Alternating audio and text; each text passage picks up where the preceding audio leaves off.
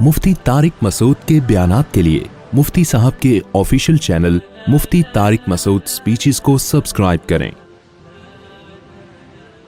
अल्हम्दुलिल्लाहि नहमदुहु व नस्तईनुहु व नस्तगफिरुहु व नु'मिनु बिही व नतवक्कलु अलैहि व नऊज़ु बिल्लाहि मिन शुरूरि अनफुसिना व मिन सय्यिआति अमालिना मन यहदिहिल्लाहु फला मुदिल्ल लहु व मन युद्लिल फला हादिय लहु व नशहदु अन ला इलाहा इल्लल्लाहु वहदहु ला शरीक लहु व नशहदु अन्न मुहम्मदन अब्दुहु व रसूलुहु सल्लल्लाहु तआला अलैहि व अला आलिहि व अस्हाबिहि व बारक व सल्लम तस्लीमन कसीरन कसीरा अम्मा बाद फ़अऊज़ु बिल्लाहि मिनश शैतानिर रजीम बिस्मिल्लाहिर रहमानिर रहीम इन्नल इंसाना खुलिक़ हलूअन इज़ा मस्सहु शर्रु जज़ूअन व इज़ा मस्सहुल खैरु मनूआ इल्लल मुसल्लीन अल्लज़ीना हुम अला सलातिहिम दाइमून वल्लज़ीना फ़ी अमवालिहिम हक़्क़ुम मालूम लिस्साइलि वल महरूम वल्लज़ीना युसद्दिक़ून बियौमिद्दीन वल्लज़ीना हुम मिन अज़ाबि रब्बिहिम मुश्फ़िक़ून इन्न अज़ाब रब्बिहिम गैरु मअमून। सूरह मारिज की आयात थी जो रमज़ान से पहले जिन पर दर्स चल रहा था। आज से इंशाअल्लाह इसको यहीं से शुरू करते हैं। अल्लाह ताला ने जो लोग भी अल्लाह के दीन पर नहीं चलते, अल्लाह की हिदायत को फॉलो नहीं करते, उनमें एक बहुत बड़ा फॉल्ट होता है। उस फॉल्ट को अल्लाह ने इन आयतों में हाईलाइट किया है। वो फॉल्ट क्या है? इन्नल इंसान खुलिक़ा हलूआ, फरमाया इंसान जल्दबाज है। इज़ा मस्सहु शर्रु जज़ूआ, जब कोई मुसीबत पहुंचती है तो बेसब्रा हो जाता है।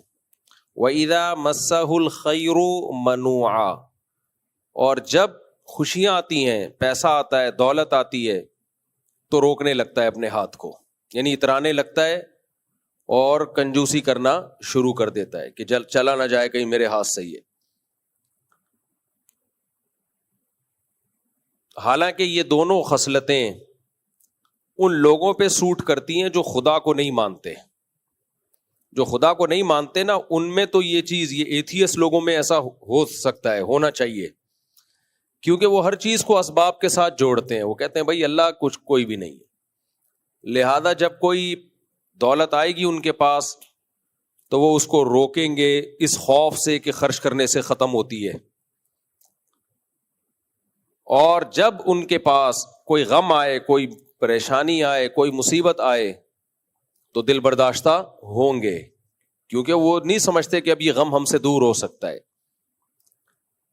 आज दुनिया जितनी परेशानियों में मुब्तला है, जितनी टेंशनें हैं, उनकी बेस यही है। यानी खुशी आने के बाद भी खुश नहीं होते कि यार छिन न जाए ये खुशी, और गम आने के बाद तो वैसे ही टेंशन में होते हैं कि ये क्या है गम में। इन आयतों पे तो मैं कई हफ्ते मुसलसल दर्स दे चुका हूं। अब तो मैं थोड़ा तमहीद के तौर पर थोड़ा सबक ताज़ा हो जाए ना आप लोगों का, और ये मजमून इतना अहम है कि दिल चाहता है बार बार इसी टॉपिक पर ही बयान करता रहूं। हमारे हजरत फरमाया करते थे, कुछ चीज़ें ऐसी हैं कि क्राइटेरिया होती हैं, वो मैयार होती हैं किसी की दीनदारी को नापने के लिए। थर्मामीटर का काम देती हैं वो। आप ने किसी के माथे पे हाथ रखा, बाज दफा वो माथा धूप से गर्म हो जाता है, तो आपको धोखा हो सकता है कि शायद इसको बुखार है, हालांकि वो बुखार नहीं होता, वो तवे पे बैठ के आया होता है। लेकिन जब थर्मामीटर मुंह में लगाते हैं थोड़ी देर में अंदाजा हो जाता है भाई ये ऊपर ऊपर से गर्म हो रहा था, ये वाकई गर्म है, ये इसको बुखार हो रहा है। तो थर्मामीटर से पता चलेगा कि ये अंदर से बुखार है या नहीं है, ये अंदर से गर्म है या नहीं है। ऐसे ही कुछ चीजें ऐसी हैं कि आपका अल्लाह पे वाकई सच्ची मुच्ची में यकीन है या नहीं है, या ड्रामेबाजी चल रही है, सिर्फ दीन के नाम पे एक गेटअप बनाया हुआ है दीन का। तो उसका ऐसे पता चलता है कि गमों में आप हवास बाख्ता हो जाते हो या कंट्रोल में रहते हो, और खुशियों में आप इतराने लगते हो या कंट्रोल में रहते हो। आप में तवाज़ो बरकरार रहती है, इतराने नहीं लगते आप, कंजूसी पे नहीं उतर आते आप। जिसको कोई गम पहुंचे और वो हवास बाख्ता हो जाए, جیسے پہلی دفعہ اسی کو دنیا میں کوئی غم پہنچا ہے، باقی تو کبھی دنیا میں کسی کو کوئی غم پہنچا ہے ہی نہیں، حواس باختہ ہو جائے تو یہ اس کی علامت ہے کہ اس کا اللہ پر ایمان نہیں ہے. یہ صرف کہنے کی حد تک ہے.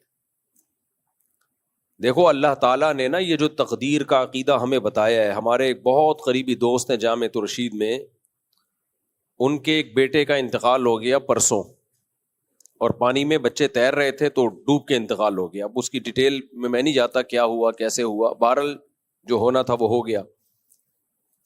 8-9 سال کا بچہ، آپ تصور کر لو کیا انسان کے رونگٹے کھڑے ہو جاتے ہیں کھیلتا. اور عید کے اگلے دن، عید پہ بچے نے تصویریں کھنچائی ہیں خوبصورت نماز پڑھتے ہوئے، جیسے 7-8 سال کے بچوں کی مائیں تصویریں لے رہی ہوتی ہیں نا عید پہ تیار کر کے، تو بچہ بھی ماشاءاللہ بڑا خوبصورت نماز پڑھتے ہوئے اور دعائیں مانگتے ہوئے، اس کی ماں نے تصویریں لی ہوئی ہیں، باپ نے لی ہوئی ہیں، اور اگلے دن یہ حادثہ ہو جاتا ہے، بچوں کے ساتھ کزنوں کے ساتھ کھیلتے ہوئے ڈوب کے انتقال ہو جاتا ہے. اور وہ انتقال بھی گورنمنٹ کی غفلت، کیونکہ وہاں قریب میں پانی کھڑا ہوا ہے، کئی دفعہ حکومت کو کمپلین بھی کی ہے احسان آباد میں، یہ پانی کھڑا ہوا ہے اس میں بچے، تیسری موت ہوئی ہے ایک بچے کی ہے، پہلے 2 بچے اس میں مر چکے ہیں. اور وہ پانی اتنا زیادہ ہے کہ وہ عوام کے بس کا نہیں ہے، لیکن حکومتیں آپ کو پتہ ہے کہاں ذمہ داریاں پوری کرتی ہیں.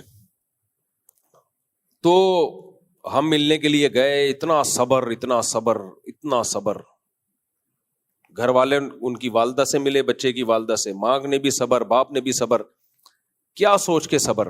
ما قدر اللہ، جو مقدر تھا ہو گیا. تو پھر مجھے خود میں گیا ہوں تعزیت کے لیے، تسلی دینے کے لیے، تو الٹا مجھے تسلیاں دے رہے ہیں، کہہ رہے ہیں بھائی دیکھو یہ بڑا ہو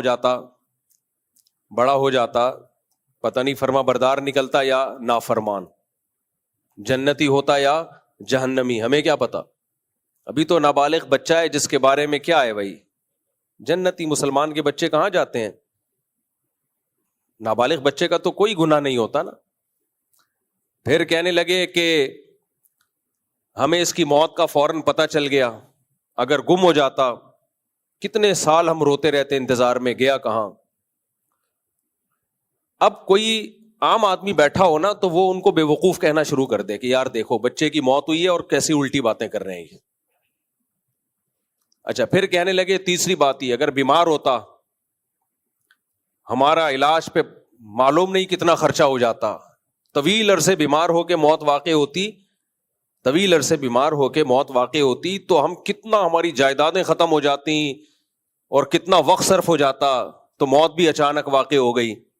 اس بیماری کے ٹینشنوں سے بھی اللہ نے بچا لیا. اور بچہ ضائع تو ہوتا نہیں ہے مسلمان کا. حدیث میں کیا ہے بھائی، یہ بچے آخرت میں ذخیرہ ہیں. نبی صلی اللہ علیہ وسلم نے کیا دعا سکھائی ہے جنازے میں بچوں کے لیے؟ اللہم اجعلہ لنا اجرا و ذخرا، اللہم اجعلہ لنا شافعا و مشفعا، کہ اللہ اس کو ہمارے لیے ذخیرہ آخرت بنا، اس کو ہمارا سفارشی بنا، اور اس کی سفارش ہمارے حق میں قبول بھی کر لینا. تو کہہ رہے ہمارے اعمال تو اس قابل پتہ نہیں ہے کہ نہیں ہم جنت میں چلے جائیں، تو ایک سفارشی بھی ہو گیا ہمارے لیے آخرت میں. میں یہ سوچ رہا تھا کہ اگر کوئی لبرل سیکولر آدمی بیٹھا ہو نا تو وہ کہے گا یہ پرلے درجے کے بے وقوف ہیں، یہ دیکھو کیسی باتیں کر رہے ہیں. باتیں تو ابھی یہ ہونی چاہیے کہ ہمیں یہ کرنا چاہیے تھا، ہمیں یہ کرنا چاہیے تھا، ہم نے یہ کیوں نہیں کیا، ہم نے یہ کیوں نہیں کیا. اور یہ باتیں کیا کر رہے ہیں؟ یعنی یہ گویا خوش ہو رہے ہیں کہ بالکل صحیح ہو گیا کہ مر گیا، اچھا ہی ہو گیا کہ مر گیا. حالانکہ ایسا نہیں ہے بھائی، چونکہ وہ عالم تھے، ان کو پتہ ہے کہ شریعت نے کس موقع پہ ہمیں کیا ہدایات دی ہیں. مرنے سے پہلے بچاؤ کی ساری تدبیریں اختیار کرو. اسی طرح کسی حادثے سے کوئی مر گیا، آئندہ کے لیے احتیاط کرو کہ بھائی دوبارہ کوئی ایسا حادثہ نہیں ہونا چاہیے. یہ سارے کام کرو. لیکن جو کام ہو گیا ہے اس میں اسلام کیا کہتا ہے؟ اس میں اسلام کہتا ہے جو ہو گیا تو نبی نے فرمایا کہ لو کا جو لفظ ہے، اگر یہ کر لیتا تو یوں ہوتا، اگر یوں کرتا تو یوں ہوتا. آپ نے فرمایا یہ اگر کا لفظ شیطان کا لفظ ہے. یہ لِيَجْعَلَ اللَّهُ ذَلِكَ حَسْرَةً فِي قُلُوبِهِمْ، اللہ نافرمانوں کو یہ سب کہنے کی توفیق دیتا ہے، اگر ہم یوں کر لیتے تو یوں ہو جاتا، یوں کر لیتے تو یوں. اللہ کہتے ہیں یہ اس لیے تاکہ ان کا غم اور زیادہ بڑھے. جو ہونا تھا وہ تو ہو گیا، یہ سوچ سوچ کے غمزدہ ہوتے رہے. قرآن کے الفاظ دیکھو کیا ہے. قرآن کہتا ہے یا ایھا الذین آمنوا لا تکونوا کالذین کفروا وقالوا لاخوانہم اذا ضربوا فی الارض او کانوا غزا لو کانوا عندنا ما ماتوا وما قتلوا. اے ایمان والو کافروں کی طرح باتیں نہ کیا کرو. کافر لوگ جب میدان جنگ میں نکلتے ہیں یا کہیں سفر میں نکلتے ہیں اور مر جاتے ہیں تو پیچھے لوگ کیا کہتے ہیں؟ کاش نہ نکلتا تو نہ مرتا، کاش یہ جنگ میں نہ جاتا تو قتل نہ ہوتا، کاش سفر میں نہ جاتا تو جہاز کریش نہ ہوتا، کاش ٹرین میں نہ جاتا ٹرین کا ایکسیڈنٹ نہ ہوتا، کاش بس میں نہ بیٹھتا بس کھائی میں نہیں گرتی، کاش ٹیکسی میں نہ بیٹھتا آگے ایکسیڈنٹ نہ ہوتا، کاش یہ ہوتا کاش یہ ہوتا. اللہ کہتے ہیں یہ باتیں کون کرتا ہے؟ بولو نا کیا ہو گیا؟ مسلمان کرتے ہیں نا. اللہ کہتے ہیں کافر کرتے ہیں، ان کو کرنے دو. یہ باتیں کس پہ سوٹ کرتی ہیں؟ کافروں کو پشتو میں کہتے ہیں کافر کا بچہ. یہ کس پہ سوٹ کرتی ہیں باتیں؟ کافر کے بچے پہ. مسلمان پہ یہ بات سوٹ نہیں کرتی.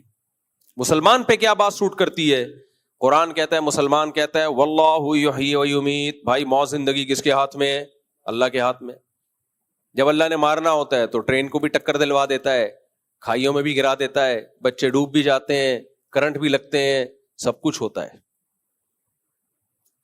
ہاں اس کا یہ مطلب نہیں کہ آئندہ بھی کروائیں آپ یہ سارے کام. احتیاط تو بہرحال شریعت نے حکم دیا، اتنی احتیاط کا حکم دیا. آپ نے حکم دیا کہ رات کو چراغ گل کر دو، چراغ بجھا کے سو، اس لیے کہ اس بات کا امکان ہے کہ چوہا وہ چراغ گرا نہ دے. رات کو چوہے نکلتے ہیں نا، گرا دے گا آگ لگے گی گھر میں.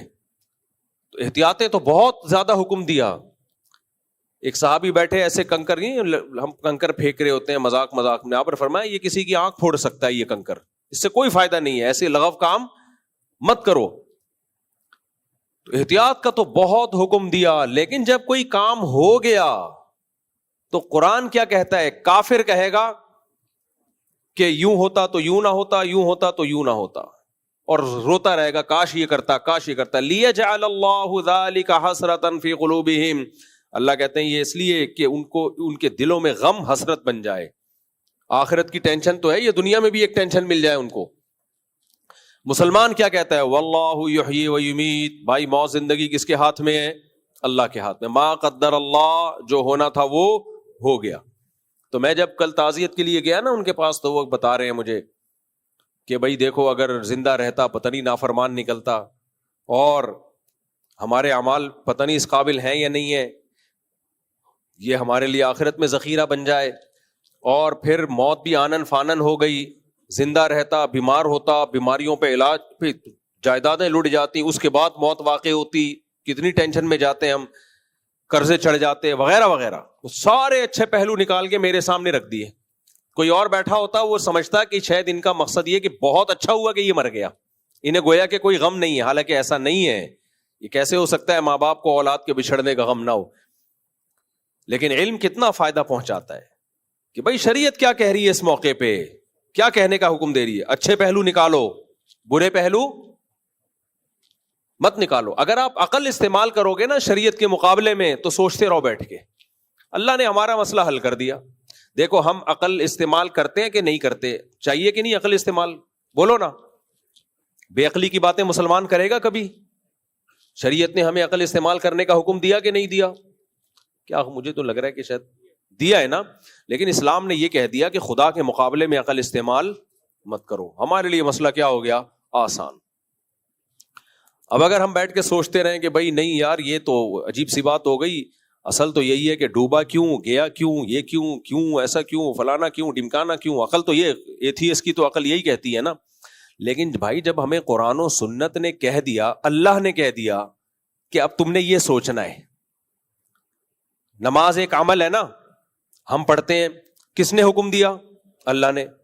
تو اب یہاں عقل استعمال کرنا جائز ہے کہ میں نہیں پڑھوں گا، ایکچولی اس سے ٹائم معاذ اللہ ضائع ہوتا ہے، یہ ہوتا ہے وہ ہوتا ہے؟ نہ بھائی اللہ نے کہہ دیا فرض ہے.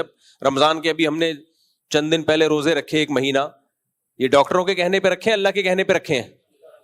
اللہ کے کہنے پہ رکھے ہیں. تو اللہ نے کہا کر رکھو، اب ہمارے پاس آپشن ہی نہیں ہے نہیں رکھنے کا. تو اسی طرح اللہ نے غم میں ہمیں کہہ دیا کہ کیا سوچنا ہے اور کیا نہیں سوچنا. تو اب ہمارے پاس آپشن ختم ہو گیا, ٹھیک ہے نا. اب مجھے ان پہ رشک آیا, انہوں نے کہا بھائی یہ ایسے ہوا تھا, اللہ تم یعنی وہ بچہ جو ہے وہ یہ ہو گیا اور وہ فوراً ہی موت بھی واقع ہو گئی اور ہسپتال کے خرچے سے بھی بچ گئے اور آخرت میں ذخیرہ بھی ہو گیا, اور جناب یہ ہے اغوا نہیں ہوا, کوئی لاپتہ نہیں ہوا, تو اور بڑے ہو کے نافرمان نکلتا کیا کتنی مصیبت میں پھنس جاتے, تو وغیرہ وغیرہ وغیرہ وغیرہ. کوئی ایتھیس بیٹھا ہو یا ملحد بیٹھا ہو یا لبرل بیٹھا ہو, وہ کہے گا ان کا دماغ کیا ہو گیا ہے, خراب ہو گیا. لیکن حقیقت کیا تھی بھائی, یہ جو کچھ وہ سوچ رہے ہیں, اس سوچنے پر کس نے مجبور کیا؟ اللہ نے. اللہ نے کہا جب غم ہو جائے تو پھر یہ سوچنا ہے, یہ اللہ کی طرف سے پابندی ہے. اب یہ سوچنا پڑے گا. جب اللہ نے حکم دے دیا تو تمہارے باپ کو بھی اب یہی سوچنا پڑے گا. جب تک میاں بیوی کی مثال نہ ہو نا, بات سمجھ میں نہیں آتی. تو آپ کی بیگم نے آپ کو آ کے کہا کہ میں سوچ رہی ہوں غفار آپ سے زیادہ خوبصورت ہے, میں سوچ رہی ہوں. آپ کو غصہ آئے گا کہ نہیں آئے گا؟ بولو. آپ کا نام جمشید ہے اور وہ سوچ کیا رہی ہے غفار کے بارے میں کہ وہ زیادہ خوبصورت ہے. آپ نے اس پہ غصہ کیا, بیگم شٹ اپ, تم غفار کو مجھ سے زیادہ خوبصورت سمجھنے کا سوچ رہی ہو. تو کہ میں سوچ ہی رہی ہوں نا, میں کوئی غفار سے شادی تھوڑی کر رہی ہوں, نہ میں آپ سے ڈیورس لے رہی ہوں, میں صرف سوچ رہی ہوں, اور جھوٹ بھی نہیں سوچ رہی. آپ دیکھ لو, یہ تصویر دیکھو اور اپنی دیکھو, اور حقیقت میں بھی غفار زیادہ خوبصورت ہو, واقعی ہو بھی. دیکھو آپ اپنے آپ کو دیکھو اور وہ دیکھو کتنا ہینڈسم. تو آپ اس بات پہ مطمئن ہو جاؤ گے, آپ بولو گے بات تو تم نے صحیح کی ہے, واقعی غفار غفار ہے یار, میں تو اس کے مقابلے میں کچھ بھی نہیں ہوں. لہذا تم غلط نہیں سوچ رہی, تم جو سوچ رہی ہو وہ بولو صحیح سوچ رہی ہو, اس لیے میں اب کچھ نہیں کہہ سکتا. یہ کہو گے آپ نہ, آپ اسے بولو گے بیگم یہ بحث الگ ہے, غفار مجھ سے زیادہ خوبصورت ہے یا بدصورت ہے. خوبصورت ہو یا بدصورت ہو, آپ کو یہ سوچنے پر پابندی ہے. وہ جو ہوگا وہ ہوگا بھائی, آپ کے لیے تو میں ہی ہوں سب کچھ. آپ پہ فرض ہے کہ آپ یہ سوچو دنیا میں سب سے زیادہ ہینڈسم میں ہوں. کیا خیال ہے؟ یہی ہے کہ بیوی کو آپ نے بولا کہ دیکھو وہ تمہاری فرینڈ تھی کتنی خوبصورت, میں سوچ رہا ہوں کہ وہ بہت خوبصورت ہے. بیوی کو غصہ آئے گا کہ نہیں آئے گا؟ تو آپ نے بیوی کو کہا کہ تمہیں غصہ کیوں آ رہا ہے, تم دیکھ لو تصویر میں دیکھو کیسی خوبصورت ہیروئن جیسی لگ رہی ہے, اور تم اپنے آپ کو دیکھو پورے گھی کا ڈبہ لگ رہی ہو, تم کولیسٹرول کا ڈبہ لگ رہی ہو تم, وہ دیکھو. تو بیگم خوش ہو جائے گی, یہ بات تو صحیح کی آپ نے. بیگم کہے گی بھائی بات آپ صحیح کرو یا غلط کرو, وہ مجھ سے زیادہ خوبصورت ہو یا نہیں ہو, یہ آپ کے سوچنے کا کام نہیں ہے, یہ آپ کی ٹینشن نہیں ہے. اس کے لیے بہت سارے لوگ سوچ رہے ہیں, آپ سوچ کے یہ ٹینشن نہ لیں. تو پتا چلا کہ بعض چیزیں صحیح ہوتی ہیں, پھر بھی آپ کو سوچنے پر پابندی ہوتی ہے کہ بھائی آپ کا ہیڈک نہیں ہے. تو اللہ نے ہمیں غم کے موقع پہ یہ کہہ دیا کہ تمہیں یہ سوچنے پر پابندی ہے کہ غلط ہوا ہے تمہارے ساتھ, اور یہ پابندی ہم کہہ سکتے ہیں کہ ہوا تو غلط ہے لیکن اللہ نے سوچنے پر پابندی لگا دی. نا نا نا نا نا نا, یہ ڈیفرنٹ کیس ہے. وہاں تو غفار واقعی ہینڈسم ہے لیکن شوہر کہہ رہا ہے سوچو مت. وہاں تو دوسری لڑکی بڑی خوبصورت ہے لیکن بیوی کہہ رہی ہے سوچو مت. یہاں اللہ کہہ رہا ہے کہ اگر تم نے یہ سوچا نا کہ میرے ساتھ غلط ہوا ہے تو پھر غلط ہی ہوا ہے, یہ سوچا کہ صحیح ہوا ہے تو پھر یہ غلط صحیح ہی ہوا ہے, میں صحیح کر دوں گا اس کو. تم آخرت میں کہو گے اللہ جو غم مجھے ملا وہ واقعی اچھا ہو گیا میرے ساتھ.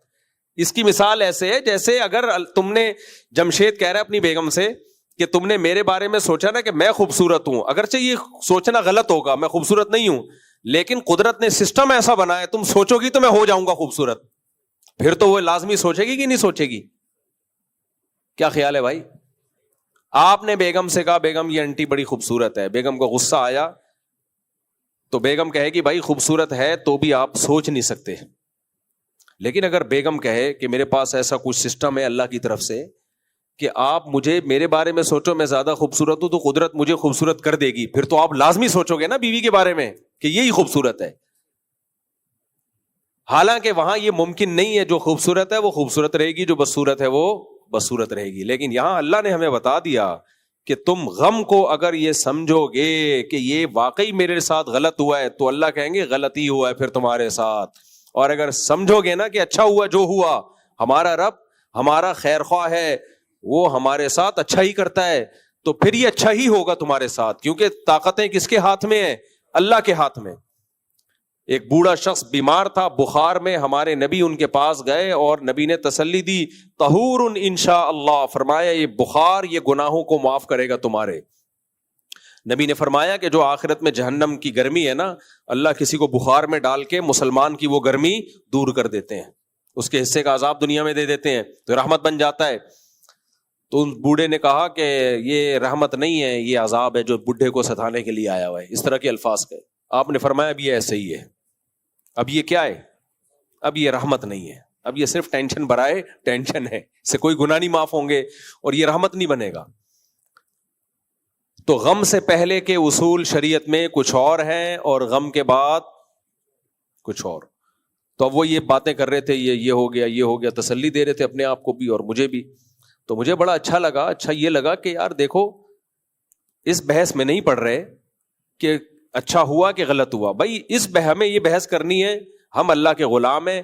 اس وقت اللہ نے ہمیں کیا سوچنے کا حکم دیا ہے؟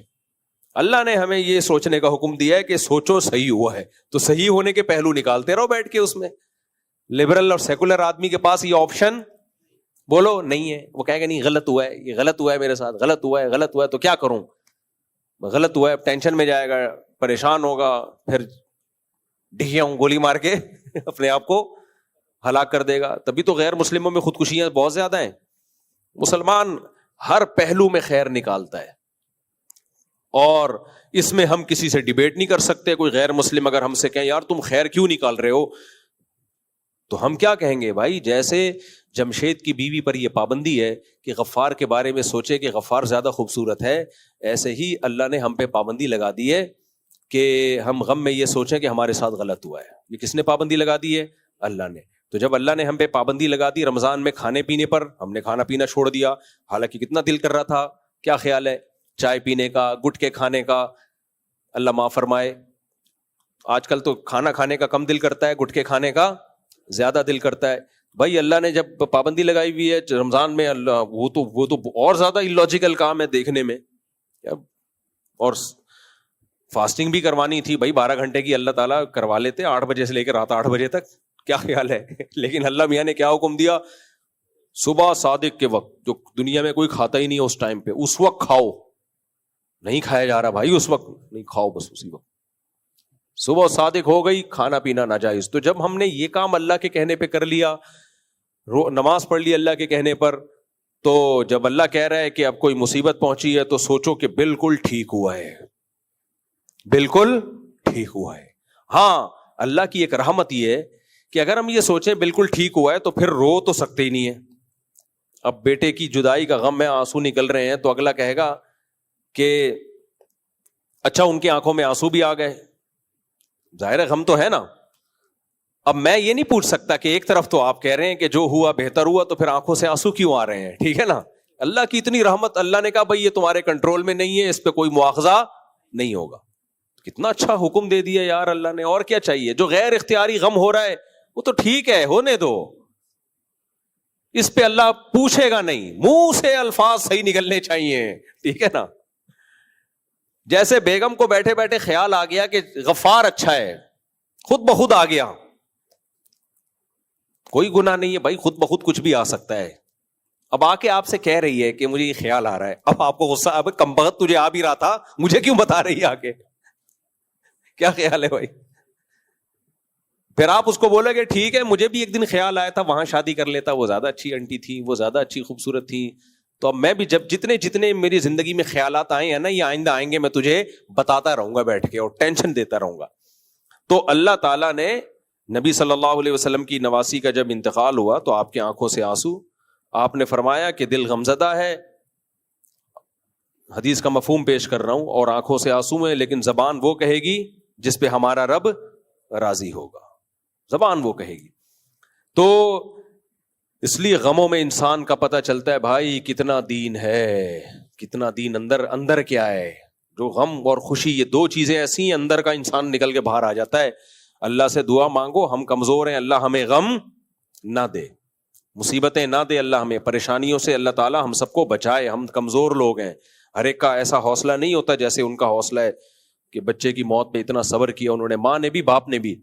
تو ہر ایک کا حوصلہ نہیں ہوتا. اللہ سے عافیت مانگنی چاہیے، لیکن اللہ نہ کرے کوئی غم آ جائے تو بھائی غلط سوچنے پر اللہ نے ہم پر پابندی، اور اللہ کے ہم پر بہت احسان ہو گیا کہ اللہ نے غلط سوچنے پر پابندی لگا دی. اللہ نے کہا تم صحیح سوچو گے، بالکل صحیح ہوا ہے، ٹھیک ہے نا، اسی میں خیر ہے، اسی میں خیر ہے تمہاری. تو یہ جو اللہ کو مانتے ہیں ان کے لیے مسئلہ آسان ہو گیا. کہیں گے بھائی اللہ نے حکم دیا، اب اللہ کے حکم کے آگے تو ہم کچھ کر نہیں سکتے. جیسے یعقوب علیہ السلام کا بیٹا گم گیا تو وہ کیا کہتے رہے آخر تک، اعلم من اللہ ما لا تعلمون. تو یہ ایک دینداری کا نا بہت بڑا معیار ہے. تو اس لیے میرے بھائی اللہ چاہتے ہیں غم صرف ایک ہی ہو، کون سا؟ آخرت. اس کے علاوہ غم فری زندگی ہونی چاہیے انسان کی، جو ہوتی نہیں ہے، کچھ نہ کچھ پریشانی آتی ہیں، صبر کرنا ہے، لیکن جو پالنا ہے نا غم، وہ اللہ نے ان آیتوں میں بیان کر دیا. فرمایا کہ یہ لوگ کیا ہیں، ان الانسان خلق ہلوعا اذا مسہ الشر جزوعا واذا مسہ الخیر منوعا الا المصلین الذین هم علی صلاتهم دائمون والذین هم لفروجهم سے پہلے والی آیت میں کیا تھا کہ والذین هم من عذاب ربهم مشفقون، کہ یہ ڈرتے صرف ایک چیز سے ہیں، وہ آخرت کے عذاب سے. نبی صلی اللہ علیہ وسلم نے فرمایا جس نے ایک فکر بنا لی نا کہ میرا اصل ہدف کیا ہے، آخرت، اصل ہدف وہ ہے، تو آپ صلی اللہ علیہ وسلم نے فرمایا اللہ اس کی ساری فکروں کو سمیٹ دے گا. اور جس نے ایک آخرت کی فکر کو فکر نہیں بنایا اس کی فکریں بکھیر دے گا اللہ تعالیٰ. اتنی ٹینشنیں ہوں گی نا اس کے اوپر، اتنی پریشانیاں، اتنی ٹینشنیں، اسے پتہ ہی نہیں چلے گا کہ میرا اصل کامیابی کہتے کس کو ہے، اس کو یہی نہیں پتا چلے گا. سکون کے پیچھے بھاگتا رہے گا پاگلوں کی طرح، اور جیسے جیسے عمر بڑھے گی نا سکون اس سے اتنا ہی دور ہوتا چلا جائے گا.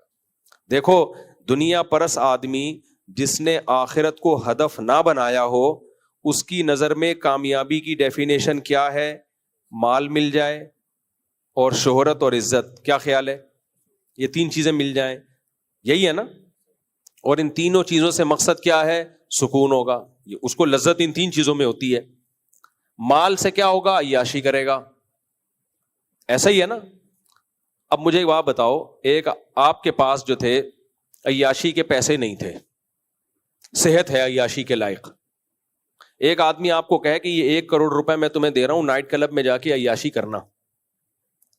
لیکن یہ 1 کروڑ روپے لوگے نا، اس میں ایک فالٹ یہ ہے کہ جو یہ پیسے لے گا اس میں طاقت ختم ہو جائے گی عیاشی کی. تو اب آپ لوگے وہ پیسے، اب بولو گے بھائی فائدہ کیا جب میرے. اور آسان مثال، آپ کو پستے کھانے کا بہت شوق تھا. میں مثال بھی وہ دیتا ہوں جس کا مجھے شوق ہوتا ہے. خیر، پستے کھانے کا بہت شوق تھا. کسی نے کہا کہ یہ پستہ میں آپ کے لیے ارینج کر رہا ہوں، روزانہ آپ کو اتنا پستہ مل جائے گا، لیکن نہ دانت رہیں گے چبانے کے قابل اور نہ آپ کے معدے میں طاقت ہوگی کہ اس کو ہضم کر سکو. تو ایسا پستہ قبول ہوگا آپ کو؟ بولو کہ ایسے پستے کا میں کیا کروں گا جس کو میں چبا بھی نہیں سکتا اور جس کو میں پیٹ میں، تو پستہ تو ملے گا لیکن وہ پستہ آپ کی خوشی میں اضافہ نہیں کرے گا بلکہ غم میں اضافہ کر دے گا الٹا، کہ یار ایسے ٹائم پہ ملا کہ جب پیٹ میں آنت نہیں اور منہ میں دانت نہیں. ہوتا یہ ہے کہ دنیا پرس آدمی جو دنیا کو ہدف بناتا ہے تو ایک وقت تک تو اللہ اگر چاہے اس کو عیاشی مل جاتی ہے، لیکن 2 خوف اس پر ایسے مسلط ہوتے ہیں نا جو اسے گھن کی طرح، دیمک کی طرح چاٹتے ہیں اس کو. ایک بڑھاپا اور ایک موت کا خوف. یہ 2 خوف اللہ نے ایسے لگا دیے جس سے کوئی انسان بچ نہیں سکتا. یعنی قرآن کے الفاظ دیکھو، وَلَوْ كُنْتُمْ فِي بُرُوجٍ مُشَيَّدَةٍ، مضبوط قلعوں کے اندر بند ہو جاؤ گے بھی نا تو بھی آپ بیٹھے بیٹھے مر جاتے ہو. آپ نے کتنے گارڈ رکھ لیے، ہارٹ اٹیک سے مر گئے. گارڈ آپ کو ہارٹ اٹیک سے تھوڑی بچا سکتا ہے. گردے فیل ہو گئے, ایکسیڈنٹ ہو گیا, جہاز کریش ہو گیا, ٹرین کا حادثہ ہو گیا, کیا امریکہ میں نہیں لوگ مرتے؟ کیا جاپان میں نہیں لوگ مرتے؟ تو یہ موت کا خوف اللہ اس کے اوپر مسلط کرتے ہیں ہر وقت, یہ خوف کہ یار مر گیا تو کیا ہوگا, مر گیا تو. اور یہ میں نے دیکھا ہے لوگوں میں. دوسرا بڑھاپا. دوسرا کیا ہے؟ جیسے ہی بوڑھے ہوتے ہیں نا یہ لوگ ساتھ چھوڑنا شروع کر دیتے ہیں, کیونکہ وہ بوڑھا بیچارہ کسی کو کیا انٹرٹین کرے گا. آپ کے پوتے نواسے ہیں تو وہ تو کسی, آج کل تو وہ بھی نہیں پوچھتے, بے دین جو ہوتے ہیں. تو وہ جوانی ختم, وہ دولت ہے لیکن نہ کھا سکتے ہیں, نہ پہن سکتے ہیں, نہ پی سکتے ہیں, اور آہستہ آہستہ وہ بڑھاپا بتا رہا ہوتا ہے کہ اب تیرا ٹائم آ گیا. یہ دو خوف انسان کو ایسا مارتے ہیں نا, ایسا ٹینشن دیتے ہیں کہ یہ مصنوعی خوشیاں لے رہے ہوتے ہیں. ہم نے جو اوریجنل خوش ہے نا وہ صرف اللہ والوں کو ہی دیکھا ہے. اچھا, بہت سے لوگ یہ سمجھتے ہیں کہ ہم خوش ہیں, ہمیں کوئی پریشانی نہیں, ہم تو بڑی لائف کو انجوائے کر رہے ہیں. ایسا ہوتا نہیں ہے. انہوں نے خوش لوگ دیکھے نہیں ہوتے, اصل میں اپنی جیسی ٹینشنوں میں گھرے ہوئے لوگ دیکھے ہوتے ہیں, تو وہ سمجھتے ہیں کہ خوشی اسی کا نام ہے. تو کبھی کچھ ٹینشن فری لوگوں کے ساتھ ٹائم گزارے نا, ہم نے گزارا ہے, اس لیے میں کہہ رہا ہوں. ہم نے کالج کا دور بھی دیکھا ہے اور مدرسے میں بزرگوں کے ساتھ بھی ٹائم گزارا ہے, تو دونوں کو کمپیئر کیا ہے ہم نے. کچھ نہ ہوتے ہوئے بھی خوش ہیں اور وہ طبقہ سب کچھ ہوتا ہوا بھی پریشان ہے. ایک آدمی پیدا لنگڑوں میں ہوا, سارے لنگڑے تھے, سارے لنگڑے تھے. اب اسے کوئی بیان کر رہا ہے کہ ابے ایک ٹانگ لگوا لے, بڑا فائدہ ہوتا ہے, بھاگتا ہے, دوڑتا ہے اور چلتا ہے, بڑا فائدہ. وہ کہے کہ کیا ہو, میں تو بالکل نارمل ہوں. اسے نارمل کیوں وہ اپنے آپ کو کہہ رہا ہے کہ اس نے دیکھے, جتنے بھی دیکھے وہ سارے اپنے جیسے لنگڑے ہی دیکھے ہیں. اس بیچارے کو پتہ ہی نہیں کہ کوئی دو ٹانگوں والے بھی ہوتے ہیں, اتنی اسپیڈ سے دوڑ سکتے ہیں وہ. تو آج لوگ اتنی ٹینشنوں میں, اتنی پریشانیوں میں گھرے ہوئے ہیں کہ ان کو بھول گئے ہیں کہ ٹینشن فری زندگی بھی کوئی چیز ہوتی ہے, خوشی والی زندگی بھی کوئی چیز ہوتی ہے. یہ ان کی زندگی سے یہ نکل گئی ہے یہ چیز. اتنی پریشانیاں ہیں, وہ سمجھتے ہیں یہی نارمل لائف ہے. تبھی ہر تھوڑے دن, 2 دن بعد نیند کی گولی کھا رہے ہوتے ہیں, ڈپریشن کی گولیاں کھا رہے ہوتے ہیں, سائیکیٹرسٹ سائیکولوجسٹ کے پاس جا رہے ہوتے ہیں, 20 قسم کے درجنوں مسائل پالے ہوئے ہیں. تو مجھے تو جو دنیا دار لوگ ہیں نا ان میں بیٹھ کے اندازہ ہوتا ہے کہ بھائی ان بیچاروں کو پتہ ہی نہیں ہے کہ اصل میں ریلیکس ہونا کسے کہتے ہیں. شراب پی کے جو سکون ملتا ہے وہ سکون تھوڑی ہے بھائی, وہ تو وقتی طور پر ریلیکس ہو گئے. آپ وقتی طور پر ایک تھوڑا سا آپ کو وہ مل گیا, اس کو سکون تھوڑی کہتے ہیں. تو خیر کہاں سے کام میں تو یہ ٹاپک نہیں تھا, لیکن ہم کدھر کو نکل لیے. تو مسلمان کیا کرتا ہے, قرآن کیا کہتا ہے, ان الانسان خلق ہلوعا اذا مسہ الشر جزوعا. جو صحیح مسلمان نہیں ہے, جس کا اللہ پہ ایمان نہیں ہے, وہ کامیاب لائف گزار ہی نہیں سکتا. جب اسے غم ہوتا ہے ڈپریشن میں جاتا ہے, اور خوشی ہوتی ہے تو اترانے لگتا ہے. دیکھا ہے آپ نے ابھی بھی بہت سے لوگ جن کو خوشی ہوئی دوسروں کو نیچا دکھانا شروع کر دیتے ہیں. مشہور ہے نا کہ جب نئی نئی دولت آتی ہے تو انسان اوقات سے باہر نکل جاتا ہے. ایک انڈین شاعرہ ہے, اس کا بڑا اچھا شعر ہے, اکثر میں سناتا رہتا ہوں کہ جو خاندانی رئیس ہیں وہ مزاج رکھتے ہیں نرم اپنا. تمہاری دولت بتا رہی ہے, تمہارا لہجہ بتا رہا ہے تمہاری دولت نہیں ہے. تمہارا اسٹائل بتا رہا ہے ابھی نیا پیسہ ہے تمہارے پاس, اپنی اوقات بھول گئے ہو. جو ہمیشہ سے دولت مند ہوتے ہیں نا وہ ایسے نہیں ہوتے کہ وہ بہت زیادہ اپنی دولت کی نمائش کی کوشش کریں. خیر, تو اللہ تعالیٰ نے قرآن میں کیا فرمایا, انسان جلد باز ہے, جب کوئی مصیبت پہنچتی ہے تو بے صبر ہو جاتا ہے. دیکھو غم کی یہ جو, میں بھی کچھ لوگوں کو سائیکیٹرسٹ یا سائیکولوجسٹ کے پاس جانے کا مشورہ دیتا ہوں, حالانکہ وہ دیندار ہوتے ہیں. آپ کی نا بے سکونی کی 2 وجہ ہوتی ہیں. ایک وجہ تو نیچرل ہے, وہ سب کو ہو سکتی ہے, آپ کی نیند ہی نہیں ہوئی. آپ کتنے بھی خوش مزاج ہو, اگر نیند ہی نہیں ہو رہی تو آپ ظاہر ہے ٹینشن میں جاؤ گے. وہ تو چاہے نیک ہو برا ہو, پریشانی ہوگی اس کو. یا بعض دفعہ دماغ کا کوئی کیمیکل ہی آگے پیچھے ہو گیا, موروثی بھی ہوتا ہے یہ. تو ایسے موقع پہ تو نیند کی گولی بھی کھا سکتا ہے انسان, ڈپریشن کی دوا بھی کھا سکتا ہے. یہ کوئی بے دینی کی بات نہیں ہے, یہ اس کی علامت نہیں کہ بندہ بے دین ہے. کیونکہ ظاہر ہے دماغ بھی ایک مادی چیز ہے نا, اس میں جو کیمیکل آؤٹ ہو گئے, اوپر نیچے ہو گئے, وہ تو سیٹنگ پہ ڈاکٹر لے کر آئے گا نا. ابے کسی کا گھٹنا ٹوٹ گیا تو ڈاکٹر لا کے سیٹنگ پہ لائے گا نا, تو دماغ بھی الٹا سیدھا ہو گیا تو اس کو کون لے کر آئے گا سیٹنگ پہ؟ ڈاکٹر. وہ تو نیچرل ہے, وہ کسی کے ساتھ بھی ہو سکتا ہے. آپ مسلسل سفر کی وجہ سے تھکاوٹ ہے, آپ کی نیند نہیں ہو رہی, تو نیند کی گولی کھا لینے میں کوئی حرج نہیں ہو, تو ڈاکٹر کا ٹاپک ہے, ڈاکٹر بتائے گا. لیکن میں جنرلی ایک بات کر رہا ہوں, آج کل جو سائیکیٹرسٹ یا سائیکولوجسٹ کے پاس لوگ جا رہے ہیں نا, جن ٹینشنوں کی وجہ سے, وہ بے دینی کی وجہ سے ہیں. نیند کی گولیاں جو کھا رہے ہیں ان کا اصل علاج دین ہے. سمجھتے ہو کہ نہیں سمجھتے؟ وہ سفر کی تھکاوٹیں نہیں ہیں, وہ خامخواہ کی ڈپریشن ہے, کچھ بھی نہیں ہے پھر بھی ٹینشن میں ہے. اور اس ٹینشن کی بیس کیا ہے؟ دنیا کی محبت.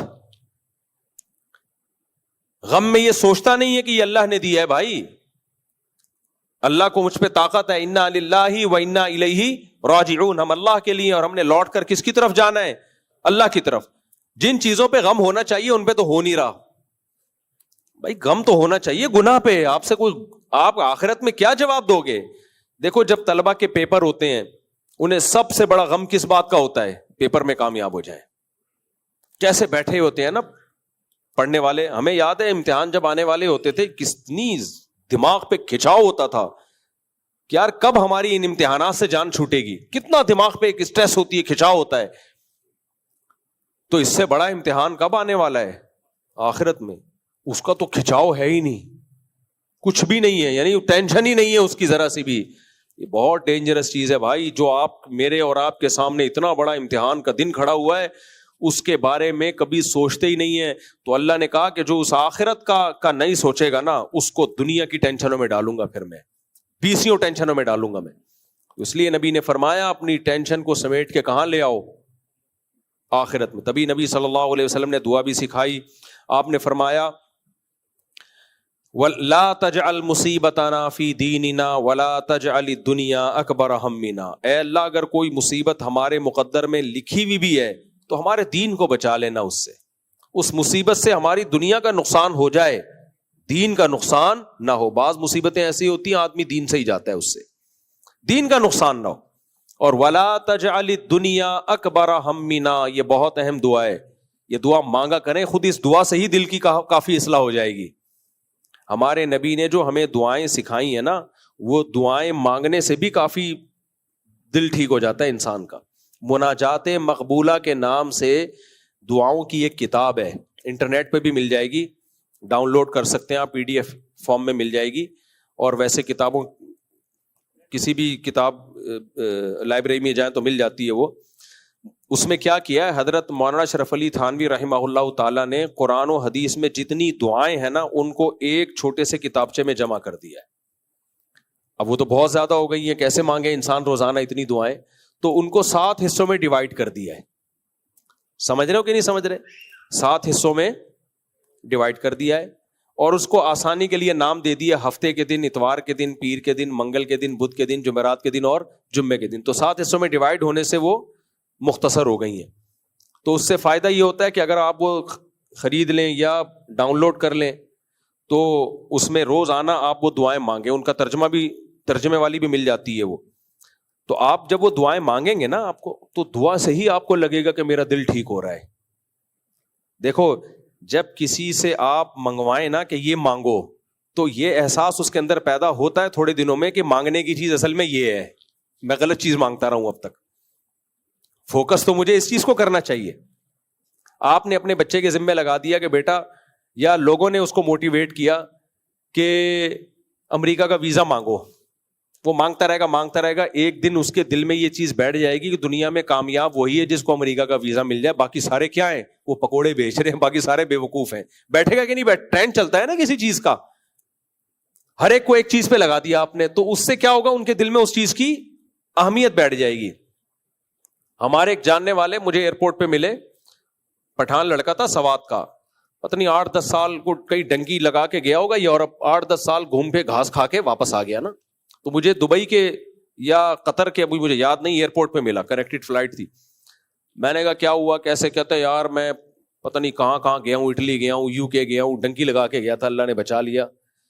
8 سال کہہ رہے جھک مار کے واپس آ رہا ہوں, میری توبہ جو میں کبھی دوبارہ جاؤں. تو میں نے کہا گئے کیوں تھے؟ کہہ رہے گئے اس لیے کہ ایک دماغ میں نا نوجوانوں کے بیٹھا ہوا ہے, جو اٹلی چلا گیا, جو یورپ چلا گیا, جو یونان چلا گیا, جو یو کے چلا گیا, وہ بس جنت کے باغوں میں ٹہل رہا ہے. تو دماغ میں نا ایک, بھائی کسی نوجوان سے بھی پوچھے نا, وہ بتا رہا ہو کہ میں یورپ جا رہا ہوں, دوسرے کے دل میں ایک کھلبلی سے, ابے تو یورپ جا رہا ہے, ہم ادھر ہی انڈا موڑ پہ بیٹھے ہوئے ہیں یار. ایک عجیب سا دماغ میں نا بنا لیا ہے. بھائی اگر کچھ بھی نہیں آتا تو جاپان بھی چلا جا, امریکہ چلا جا, وہاں بھی رگڑے ہی لگیں گے تیرے. دنیا میں ہر جگہ قدر ہوتی ہے, آپ کو آتا کیا ہے, کرے گا کیا. آپ نوجوانوں سے پوچھیں وہاں جا کے کرے گا کیا. میرے پاس لوگ آتے ہیں, مصعب آپ کے اتنے تعلقات ہو گئے, آپ مجھے امریکہ بھجوا دیں.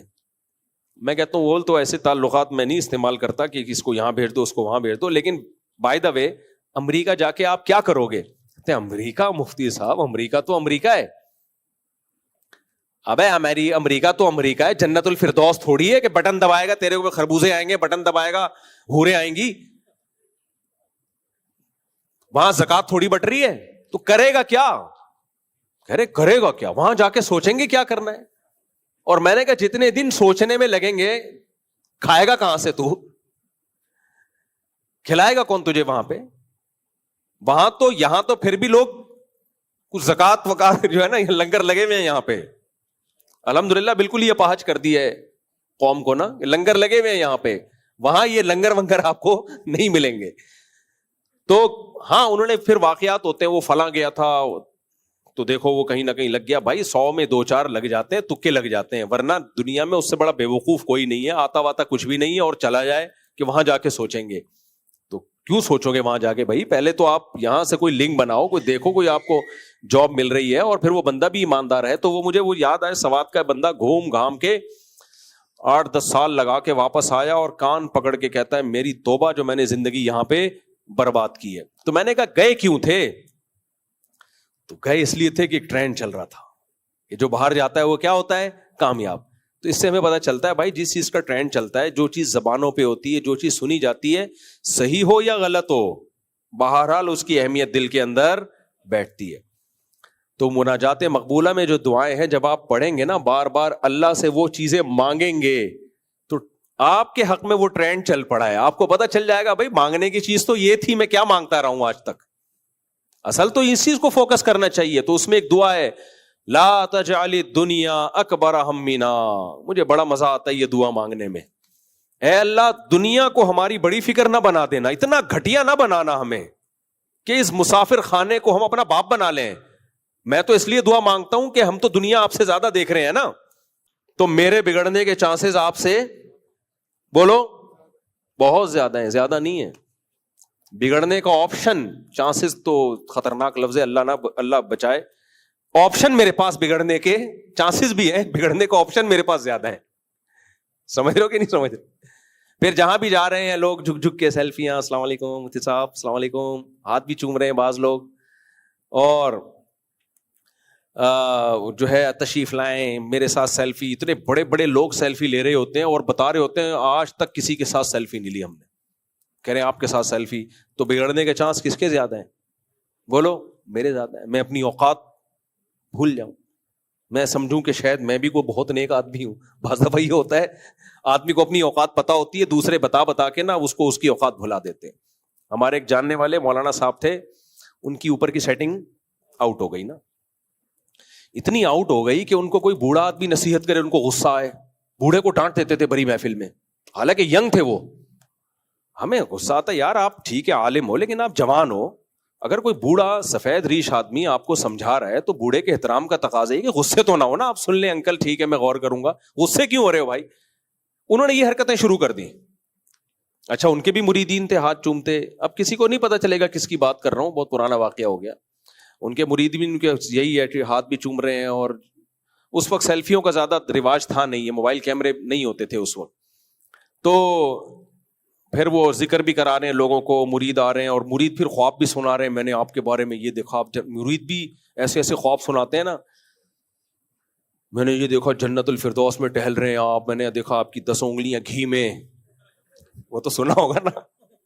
اور میری گندگی میں وہ پیر صاحب کہتے تھے نا, مرید آیا, پیر صاحب میں نے دیکھا کہ آپ کی 10 انگلیاں شہد میں اور میری پخانے میں.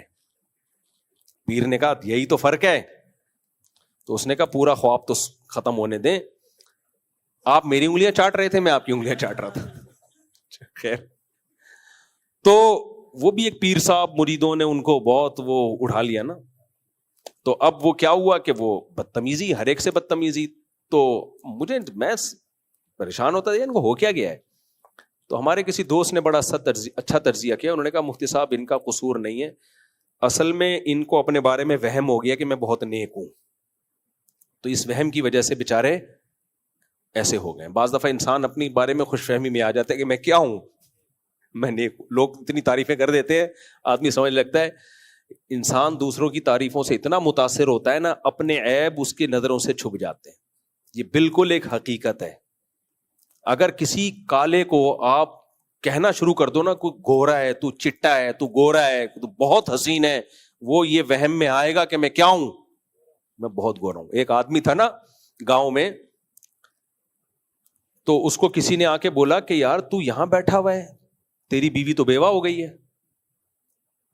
تو اس نے کہا میں جب زندہ ہوں تو میری بیوی بیوہ کیسے ہو گئی.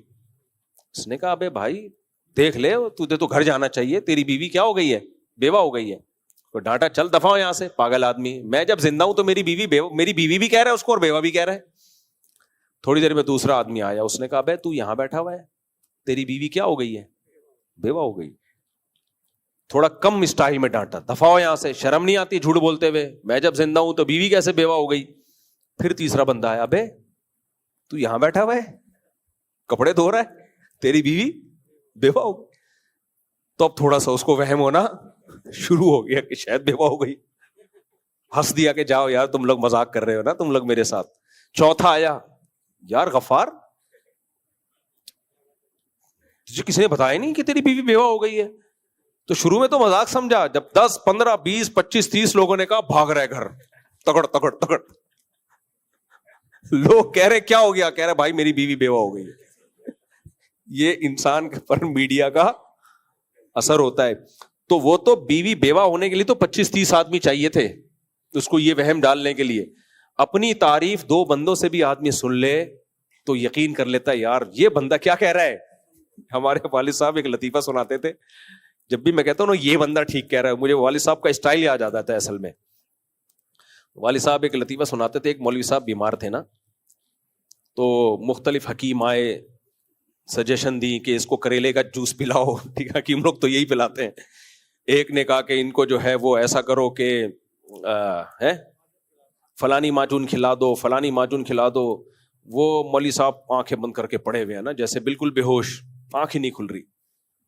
ایک نے کہا ان کو دودھ جلیبی کھلاؤ, مولوی صاحب کی ایک دم آنکھ کھلی. ایک نے کہا ان کو کیا پلاؤ, دودھ جلیبی, ایک دم مولوی صاحب حرکت میں آئے نا. اچھا وہ کہہ کے خاموش ہو گیا. پھر دوسرے نے کہا ان کو فلانے کا جوس پلاؤ, فلانے کا جوس پلاؤ. تو مولوی صاحب کا خیال تھا لوگ اس کی بات کو خود ہی ویلیو دیں گے, دودھ جلیبی والی کی بات کو, تو وہ لوگ ویلیو دے نہیں رہے. تو پھر مولوی صاحب نے پوری آنکھیں کھولی, بولے بھائی اس کے بھی تو سنو کیا کہہ رہے, اس کی بھی تو سنو کیا کہہ رہی. تو انسان کے فیور میں جو چیز جاتی ہے نا, وہ چیز انسان کو بہت اچھی طرح سنائی بھی دیتی ہے, اس کا مطلب بھی سمجھ میں آتا ہے, بھلے وہ انگلش میں ہو پھر بھی سمجھ میں آئے گی, وہ پشتو میں ہو, پنجابی میں ہو, پھر بھی. تو انسان جتنا بیڑا غرق انسان کا اپنی تعریف سن کے ہوتا ہے نا, اتنا کسی چیز سے بیڑا غرق نہیں ہوتا. اور جتنا اپنی برائیاں سن کے سنورتا ہے انسان, اس کو اپنی اصلاح کا موقع ملتا ہے, اتنا کسی چیز سے سدھرتا نہیں ہے. ہاں 2 چیزیں ہیں اس میں, اتنی برائیاں سنے کہ مایوس ہونے لگے پھر نقصان ہوتا ہے, تو اس میں اتنا حوصلہ ہونا چاہیے کہ مایوس نہ ہو, اور یہ فرق کر سکے کہ کون سی برائی ٹھیک ہے اور کون سی برائی ٹھیک نہیں ہے. یہ اس میں تجزیے کی صلاحیت ہونی چاہیے, کیونکہ بعض دفعہ جو برائی نہیں ہوتی وہ بھی آپ سنتے رہو گے تو پھر مایوسی کی طرف جانے لگتا ہے, پھر اس میں موٹیویشن نہیں ملتی. اور تعریف سن کے اگر اس میں اتنا حوصلہ ہے, ظرف بڑا ہے کہ وہ یہ دیکھے کون سی تعریف درست ہے اور کون سی درست نہیں ہے, یہ فرق کرنا جانتا ہو. نمبر 2, وہ تعریف سن کے چوڑے میں نہ آ جائے, بلکہ وہ یہ سمجھے بھائی یہ گاڈ گفٹڈ ہے, اس میں میرا کمال نہیں ہے, یہ بھیک میں ملی ہے مجھے خدا کی طرف سے, تو اس میں میں نے اور تواضع کرنی ہے اور اللہ کا شکر ادا کرنا ہے اور زیادہ متواضع بننا ہے. جب ایک نعمت اللہ نے مجھے دی ہے, دیکھو ہمارے نبی صلی اللہ علیہ وسلم کی اگلی پچھلی سب خطائیں اللہ نے معاف کر دی اور قرآن میں نازل بھی کر دیا. ہمیں اگر کوئی آ کے کہے کہ آپ کی اگلی پچھلی ساری خطائیں معاف اور آپ کنفرم جنتی ہو, تو میرا خیال ہے ہم سے بڑا بدماش پھر دنیا میں کوئی نہیں ہوگا. پھر ہم سب کچھ کریں گے 27ویں میں آ کے بخشوائیں گے اپنے آپ کو, ٹھیک ہے نا, سب کچھ کریں گے. لیکن سید الانبیاء صلی اللہ علیہ وسلم کو خوشخبری سنائی گئی, لیغفر لک اللہ ما تقدم من ذنبک وما تأخر. اس کے بعد آپ کی تہجد میں اور اضافہ ہو گیا. آپ نے اتنی لمبی لمبی تہجد پڑھی آپ کے پاؤں میں ورم آ جاتے تھے. سیدہ عائشہ فرماتی ہیں میں نے کہا کہ آپ اتنی عبادت کیوں کرتے ہیں, آپ کی تو اللہ نے سب بخش دیا ہے. فرمایا افلا اکون عبدا شکورا, تو کیا میں اللہ کا شکر گزار نہ بنوں. اس کے تواضع کا تقاضا ہے کہ میرا رب اتنا مہربان ہے تو مجھے تو اور اس کی عبادت کرنی چاہیے. یہ جذبہ جس کے اندر آ گیا کہ اگر لوگ آپ کی تعریف کریں تو ایک تو یہ کہ آپ کو یہ پتا ہو کہ یہ تعریف غلط ہے یا صحیح ہے. بعض چیزیں ہوتی نہیں ہیں آپ میں, لوگ بتا رہے ہوتے ہو آپ تو بڑے بہادر ہو, حالانکہ آپ چھپکلی اور چوہے سے ڈرتے ہو. آپ فرض کرنے لگتے ہو میں کیا ہوں, بہت بہادر ہوں. لوگ کہتے ہیں آپ بڑے سخی ہو, حالانکہ آپ بیوی کے واجب حقوق بھی ادا نہیں کر رہے ہوتے. ایک دفعہ دوست کو چائے پلا دی ہوتی ہے, لوگ کہہ دیے تو سخی, تو آپ اس وہم میں آ گئے ہوتے میں واقعی کیا ہوں, سخی ہوں. تب بیگم نے ایک دن بول دیا کہ آپ کبھی کچھ خرید کے نہیں دیا, تو آپ کو غصہ آتا ہے کہ مجھے تو دنیا سخی کہتی ہے اور یہ سسرال دیکھو. سسرال دیکھو بھائی, دنیا کے کہنے سے آپ کو خوش فہمی ہو گئی ہے, آپ غلط فہمی میں مبتلا ہو گئے, آپ ہو نہیں.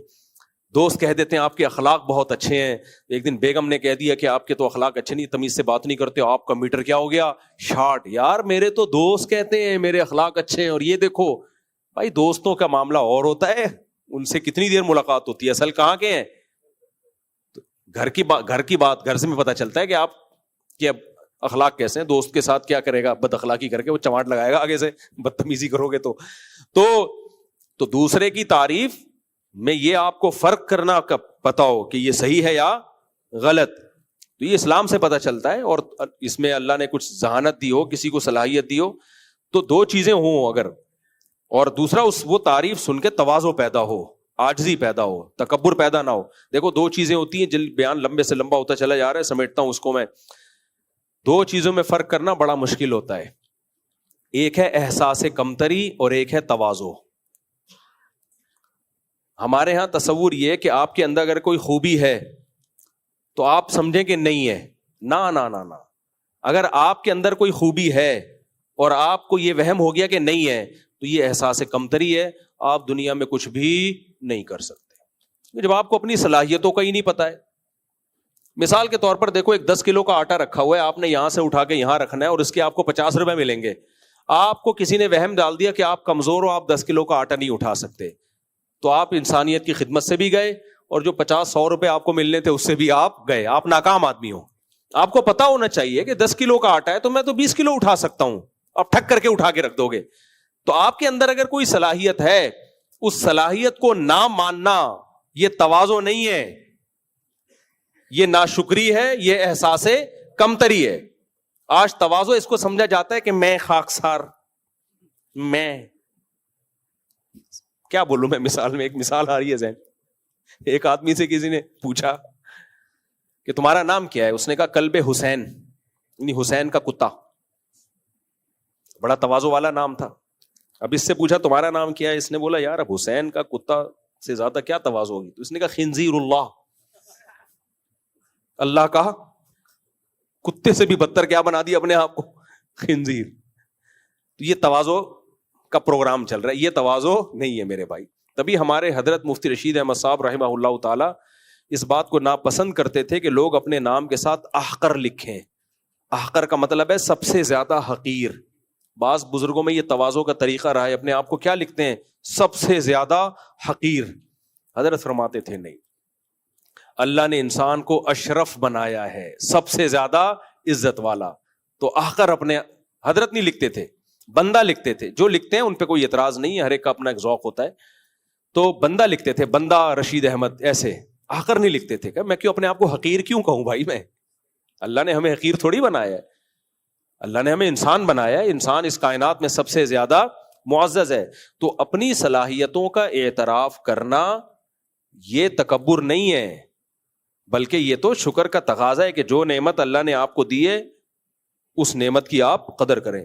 میں آپ کو بتاؤں, ہمارے ساتھ اسکول میں, ٹیچر کی کبھی برائی نہیں کرنی چاہیے, لیکن اسکول میں ہمارے ساتھ ایسا ہوا کہ اگر اس وقت کچھ ٹیچر ہماری حوصلہ افزائی کرتے تو بہت زیادہ فائدہ ہو جاتا ہمیں. بعض دفعہ بچے میں ذہانت ہوتی ہے, کوئی بتانے والا نہیں ہوتا, کوئی موٹیویٹ کرنے والا نہیں ہوتا, اس کے اندر صلاحیت ہوتی ہے, وہ سمجھتا ہے, اس کو وہم ہو جاتا ہے کہ میں کسی کام کا نہیں ہوں. گھر میں ایسے صلواتیں نہیں سن رہی تھی بچوں کو, تو کسی کام کا نہیں ہے, تو مائیں بھی ایسے تانے دے دے کے نا اس کے دماغ میں یہ سافٹ ویئر ڈال دیتی ہیں کہ دنیا کا سب سے ناکام انسان کون ہے, میں ہوں, اور میں دنیا میں پٹنے کے لیے اور تانے سننے کے لیے پیدا ہوا ہوں. تو اب وہ کچھ بھی نہیں کر سکتا, اس کی ساری صلاحیتیں برباد. تو اس لیے اگر کسی کوئی اپنی تعریف سنے اور اس کے اندر وہ چیز ہو تو وہ ٹھیک ہے, مان لینا چاہیے, لیکن اس میں اترانا نہیں. بھائی یہ کس نے دی ہے, یہ بھیک دی ہے, کس کی طرف سے ملی ہے, اللہ کی طرف سے. تو اللہ اس نعمت کو صحیح استعمال کرنے کی توفیق دے. بعض لوگوں کو آپ نے دیکھا ہوگا وہ کیا کرتے ہیں, جب ان کے سامنے ان کی تعریف کی جائے نا کسی چیز کی, کہتے ہیں ارے نہیں ہمارا, ہم تو نہیں, حالانکہ اندر اندر سے لڈو پھوٹ رہے ہوتے ہیں ان کے دل میں, لڈو پھوٹ رہے ہوتے ہیں کہ تھوڑا اور بول یار, میں نہیں بولوں گا لیکن تو نے کیا بولنا ہے, ہاں. جیسے ایک کمزور آدمی کی لڑائی ہو گئی نا کسی سے, تو لوگوں نے اس کو پکڑ لیا, تو یہ کہتا ہے چھوڑو مجھے, آہستہ سے کہہ رہے چھوڑنا نہیں, مارے گا بہت, دونوں کو پکڑ کے رکھو. تو جب کوئی منہ پہ تعریف کر رہا ہو اور آپ کہنے نہیں, تو یہ ڈرامے بازی ہے. ہاں اگر وہ تعریف نہیں ہے تو آپ بتا دو بھائی ایسا نہیں ہے, اور اگر واقعی 100% ہے بولو بھائی دعا کرو اللہ شکر کی توفیق دے. تو احساس کمتری بھی نہیں پیدا کرنا اور تکبر بھی نہیں ہونا چاہیے. تو بھیک میں ملی ہے, تو میں جلدی سے بات کو سمیٹ کے ختم کرتا ہوں جہاں سے بات میں نے لے کے شروع کی تھی, کہ انسان کو دھوکا ہوتا ہے جب کوئی آپ کی تعریف کرتا ہے, تو جو چیز آپ میں نہیں ہوتی آپ سمجھنے لگتے ہو کہ شاید یہ مجھ میں ہے. سب سے زیادہ دھوکا اس چیز سے ہوتا ہے انسان کو. تو اس میں پھر انسان اپنی اوقات بولو بھول جاتا ہے, تو ایسے میں بگڑنے کے چانسز زیادہ ہوتے ہیں. تو جو مشہور لوگ ہوتے ہیں ان کے بگڑنے کے چانسز اس لیے ہوتے ہیں, ان کے ہاتھ چومنے والے بہت, ان کے ساتھ سیلفیاں لینے والے بہت. تو میرے ساتھ جب کہ سیلفیاں لے رہے ہوتے ہیں نا بڑے بڑے لوگ آ کے اور ہاتھ چوم رہے ہیں, ہاں حضرت, تو میں اپنے بارے میں سوچتا ہوں بیٹا اپنی اوقات نہ بھول جانا, صحیح ہے نا, اوقات بولو نہ بھول جانا. تو اس میں پھر یہ دعا مانگتے ہوئے مجھے بڑا مزہ آتا ہے, یہ دعا مانگتے, کیونکہ جس چیز کی انسان کو ضرورت محسوس ہو وہ مانگنے میں مزہ آتا ہے کہ نہیں آتا. تو انسان کی جو چاہت ہوتی ہے نا وہ دعا مانگنے میں اس کو بہت مزہ آتا ہے. تو میری چاہت ہے کہ میں بگڑ نہ جاؤں, تو اس لیے جب میں یہ دعا مانگتا ہوں جو نبی کے الفاظ ہیں صلی اللہ علیہ وسلم, لا تجعل الدنیا اکبر ہمنا, اے اللہ ہماری بڑی فکر دنیا نہ بنا دینا, کہ عزت شہرت دولت یہ نہ بنا دینا. کیوں, یہ بہت گھٹیا ہے. پھر یہ تو پھر فرعون قارون ٹھیک تھے, وہ ان کی بڑی, فرعون کی چاہت کیا تھی, دولت عزت شہرت. کیا خیال ہے, قارون کی چاہت کیا تھی, دولت عزت شہرت. اور موسیٰ کی چاہت علیہ السلام کی چاہت کیا دولت عزت شہرت تھی, بولو. حالانکہ موسیٰ علیہ السلام کی بھی ضرورتیں پوری ہوئی ہیں, آپ کی شادی بھی ہو گئی, آپ کا گھر بھی آباد ہو گیا, آپ کو سکون کی زندگی بھی مل گئی, فرعون کو اللہ نے تباہ کر دیا, حکومت بھی ایک طرح سے آپ کے ہاتھ میں آ گئی. لیکن موسیٰ علیہ السلام کا ہدف یہ سب چیزیں نہیں تھی. اور جتنی موسیٰ علیہ السلام کو عزت ملی, فرعون 100 دفعہ مر کے پیدا ہو جائے سوچ بھی نہیں سکتا تھا.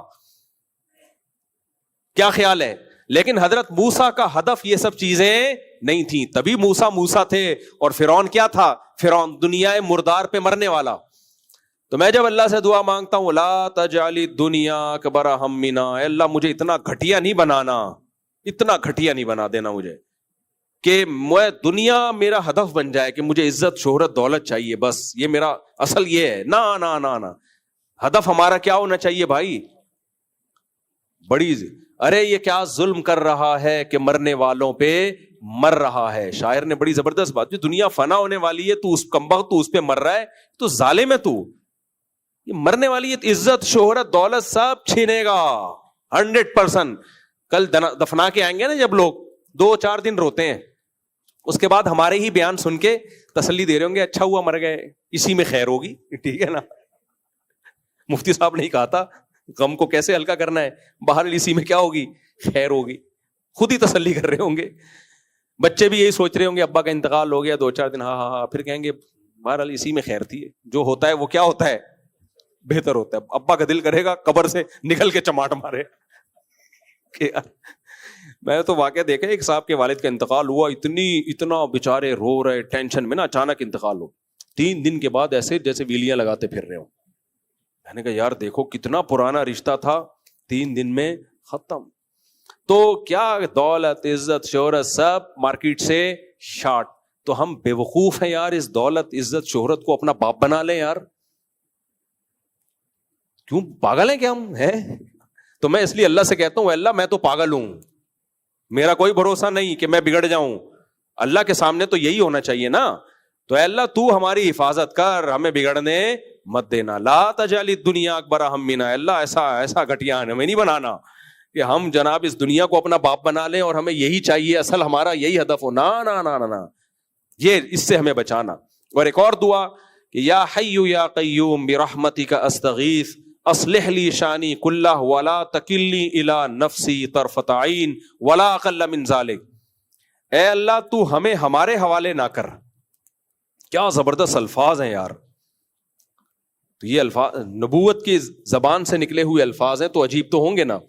اے اللہ تو ہمیں ہمارے حوالے نہ کر. دیکھو انسان جتنا اپنی حفاظت خود کر سکتا ہے, کوئی اور کر سکتا ہے؟ کوئی بھی نہیں کر سکتا. میں اپنے ساتھ جتنا مخلص ہوں گا کوئی اور ہو سکتا ہے؟ لیکن اس دعا میں ہمیں بتایا جا رہا ہے اللہ ہمیں میرے حوالے نہیں کر بھائی, کیونکہ ہم نفس کے ہاتھوں اپنا بیڑا غرق کر دیں گے. ہم صحیح کو غلط اور غلط کو صحیح کر دیں گے. جیسے ماں بچے کو بچے کے حوالے نہیں کرتی ہے, ماں بچے پہ نگرانی خود کرتی ہے. بچہ اگر غلط سمت میں جائے گا نا تو ماں سمجھاتی نہیں ہے کہ بیٹا یہ نہیں کرو, ایک چواٹ لگاتی ہے کہ یہ کرنے دیا نہیں جائے گا تجھے. بھائی بچے کو نزلہ ہے, زکام ہے, کھانسی ہے, بخار ہے, بچہ کولڈ ڈرنک مانگ رہا ہے, ماں کو پتا ہے یہ پیا تو نمونیا ہو جائے گا اس کو, تو ماں پہلے تو سمجھائے گی بیٹا بری بات, بچہ پھر بھی لے گا تو ماں سمجھاتی رہے گی بٹھا کے اس کو, نہیں بیٹا بری بات, بیٹا تم کو میں نے تمہارے حوالے کیا, جاؤ اب تم اچھا برا خود فیصلہ کرنا, میں تمہیں سمجھا رہی ہوں یہ غلط چیز ہے. نہ ماں بوتل ہاتھ سے لے گی اور ایک رکھ کے لگائے گی. اگر پاکستانی ماں ہے تو رکھ کے پوری انگلیاں اس کے منہ پہ چھاپ دے گی. اور بچہ, میں نے تو ماؤں کو دیکھا یار بچوں کو ایسے پیٹتی ہیں, اللہ کی پناہ ہے یار. مشہور تو یہ کہ باپ ظالم ہوتا ہے, لیکن جو میں نے ماؤں سے بچے پٹتے ہوئے دیکھے ہیں نا, ایسا گھمائیں گے نا وہ لٹو کی طرح گھومے گا. تو ہم بھی اللہ سے دعا مانگیں, اے اللہ ہمیں گناہ کرنے ہی نہ دے اور ہمیں ہمارے حوالے مت کر. اگر ہمیں ہمارے حوالے کر دیا بھائی, ہم عزت شہرت دیکھ کے مائل ہو جائیں گے, عزت کی طرف, شہرت کی طرف, دولت کی طرف, اور ان سب چیزوں کی طرف دل مائل ہو جائے گا, آخرت بھول جائیں گے اور اسی کو اپنا دنیا کو اپنا باپ بنا لیں گے. تو اے اللہ ہمیں تو ہمارے حوالے مت کر. لا تکلنا الی انفسنا طرفۃ عین, کتنی دیر حوالے نہ کر. بھائی ہو سکتا ہے اللہ تو 12 گھنٹے ہمیں ہمارے حوالے کر, لیکن 12 گھنٹے خود نگرانی کرنا. نہ اے اللہ پلک جھپکنے کے بقدر بھی ہمیں ہمارے حوالے نہ کر. اور آگے الفاظ ہیں لا اقل من ذالک, پلک جھپکنے میں بھی بہت ٹائم لگتا ہے, کیونکہ اگر پلک جھپکنے میں سیکنڈ کا 1000واں حصہ اس میں بھی ہمارے حوالے کیا, اس میں بھی بگڑ جائیں گے ہم. تو اللہ وہ سیکنڈ کے 1000ویں حصے, پلک جھپکنے سے کم ٹائم میں بھی ہمیں ہمارے حوالے نہ کرنا, پوری نگرانی ہماری کر. جس طرح بھی تو ہمیں سیدھے راستے پہ چلا ہمیں منظور ہے, بس ہمیں سیدھے راستے پہ چلنا ہے. خذ بنواسینا الی البر والتقوی, نہ چلے نا اللہ پیشانی سے پکڑ کے گھسیٹ کے چلا. تو ہمیں چلنا تو دیکھو خود ہی ہے, کوشش خود ہی کرنی ہے, لیکن جب دعا مانگی جائے گی تو پھر دعا تو بھائی بھکاریوں کی طرح مانگی جاتی ہے. تو اس میں ہمیں یہ سکھایا ہے کہ دعا جب مانگنی اللہ سے تو اپنے آپ کو ایسا شو کرنا ہے جیسے ہم سے زیادہ نالائق دنیا میں کوئی ہے ہی نہیں. اور حقیقت بھی یہی ہے, اس میں کیا شرمانا ہے, کیا خیال ہے؟ آپ کو غصہ آ رہا تھا کہ نہیں ہم کہاں سے نالائق ہیں؟ بھائی سب ایک جیسے ہیں, ٹوپی الٹی پہننے سے تھوڑی کچھ ہوتا ہے. خیر مذاق کر رہا ہوں آپ سے. تو اللہ کے سامنے بھائی, اور حقیقت بھی یہی ہے, ہم نالائق لوگ ہیں سارے. تو اللہ سے یہی کہنا ہے کہ اللہ ہمیں ہمارے حوالے ایک سیکنڈ کے لیے بھی نہیں کرنا, ہم بگڑ جائیں گے. تو تو نے باقی پھر اپنی نگرانی کرنی ہے, خود عمل کرنا ہے. کہ میں تو ایک چیز دنیا کے بارے میں سوچتا ہوں, حضرت عمر نے لکھا تھا نا انگوٹھی پہ کفا بالموتی واعظا, موت نصیحت کے لیے کافی ہے. حقیقت ہے موت نصیحت کے لیے کافی ہے. ہم سب آج سے 50 سال کے بعد یہ بیان ہوگا یہاں پہ, 50 سال کے بعد نہ میں ہوں گا نہ آپ, ہم سب لیٹے. اور اگر میں ہوا بھی نا تو آپ کہوں گے کاش نہ ہوتے تو زیادہ اچھا تھا. بات کرتے ہیں کھانستے زیادہ ہیں, گھنٹہ ہو گیا یہاں بیٹھے ہوئے, 2 گھنٹے بعد بابا جی یہاں پہنچے ہیں بیان میں, اور کھانس زیادہ رہے ہیں اور بیان کم کر رہے ہیں, اور 4 شادیوں کی تو بات ہی نہیں کر رہے. پتہ نہیں کیا ہو گیا. 100 سال میں کون بات کرے گا 4, کیا خیال, پتہ نہیں کیا ہو گیا. مفتی صاحب آپ 50 سال پہلے کے بیان سنو اور آج کے سنو, بہت فرق آ گیا. وہ مفتی رہے نہیں ہے. تو اتنی جلدی موت آتی ہے بھائی, کچھ پتا نہیں ہے کون کب نکل جائے پتلی گلی سے. تو یہ چیزیں سوچتے رہنا چاہیے تاکہ یہ دنیا کو ہم عذاب بنا کے اپنے اوپر مسلط نہ کریں. اور یہ جو کامیاب لوگوں کی ویڈیوز ہیں نا, اتنی دولت کما لی اور یہ کر لیا, ان سے کبھی متاثر ہونے کی ضرورت نہیں ہے. یہ قانون ہے جو خزانے لے کے گھومتا تھا, دنیا کو دکھاتا تھا, تو لوگوں نے کہا واہ اتنی دولت اتنی دولت. تو اہل علم نے کیا کہا, قرآن کہتا ہے وہی لکم, تباہ ہو جاؤ بھائی, اس پہ کیا مر رہے ہو, سب چھن جانے والی چیز ہے. تو نیک عمل کرو, اس کو فوکس کرو زیادہ. پھر دولت آ جائے تو نعمت ہے, اچھی بات ہے, نہیں آئے کوئی بات نہیں, انجوائے. غربت کو کیا, میرے پاس جب لوگ آتے ہیں ٹینشن دور کرنے کے لیے, تو مجھے لگتا ہے مجھے جوتا نہ مارتے پکڑ کے. مجھے لگتا ہے کہ میں اس کو بتا رہا ہوتا ہوں نا, وہ سمجھتا ہے کہ جب یہ پریشان ہو گیا تو میں اس کو نسخہ بتاؤں گا پریشانی دور کرنے کا, میں اس کو طریقہ بتاؤں گا, یعنی اس کے جو چیز یہ چاہتا ہے اس کو مل جائے یہ بتاؤں گا میں اس کو. جیسے پیسے نہیں ہیں تو وہ اس کا خیال ہے مفتی صاحب ایک بزنس بتائیں گے جس سے نوٹ چھاپنے کی مشین بن جائے گا یہ, تو اس سے میری ٹینشن کیا ہو جائے گی پھر دور. رشتہ نہیں ہو رہا, عشق ہو گیا ہے, شادی نہیں ہو رہی, تو میں اس کو طریقہ بتاؤں گا اس طریقے سے ہو جائے گی. تو میں کوئی طریقہ نہیں بتاتا, میں اسے یہ بتاتا ہوں کہ نہیں ہو رہی, انجوائے کرو. ٹھیک ہے, کیا کرو, ٹینشن میں. پیسے نہیں ہے تو وہ آتا ہے اس امید پر کہ مفتی صاحب کے اتنے تجربے ہیں, تاجروں کے نمبر دیں گے اور یہ کریں گے اور وہ کریں گے, تو میں اس کو غربت میں انجوائے کرنے کے مشورے دینا شروع کر دیتا ہوں.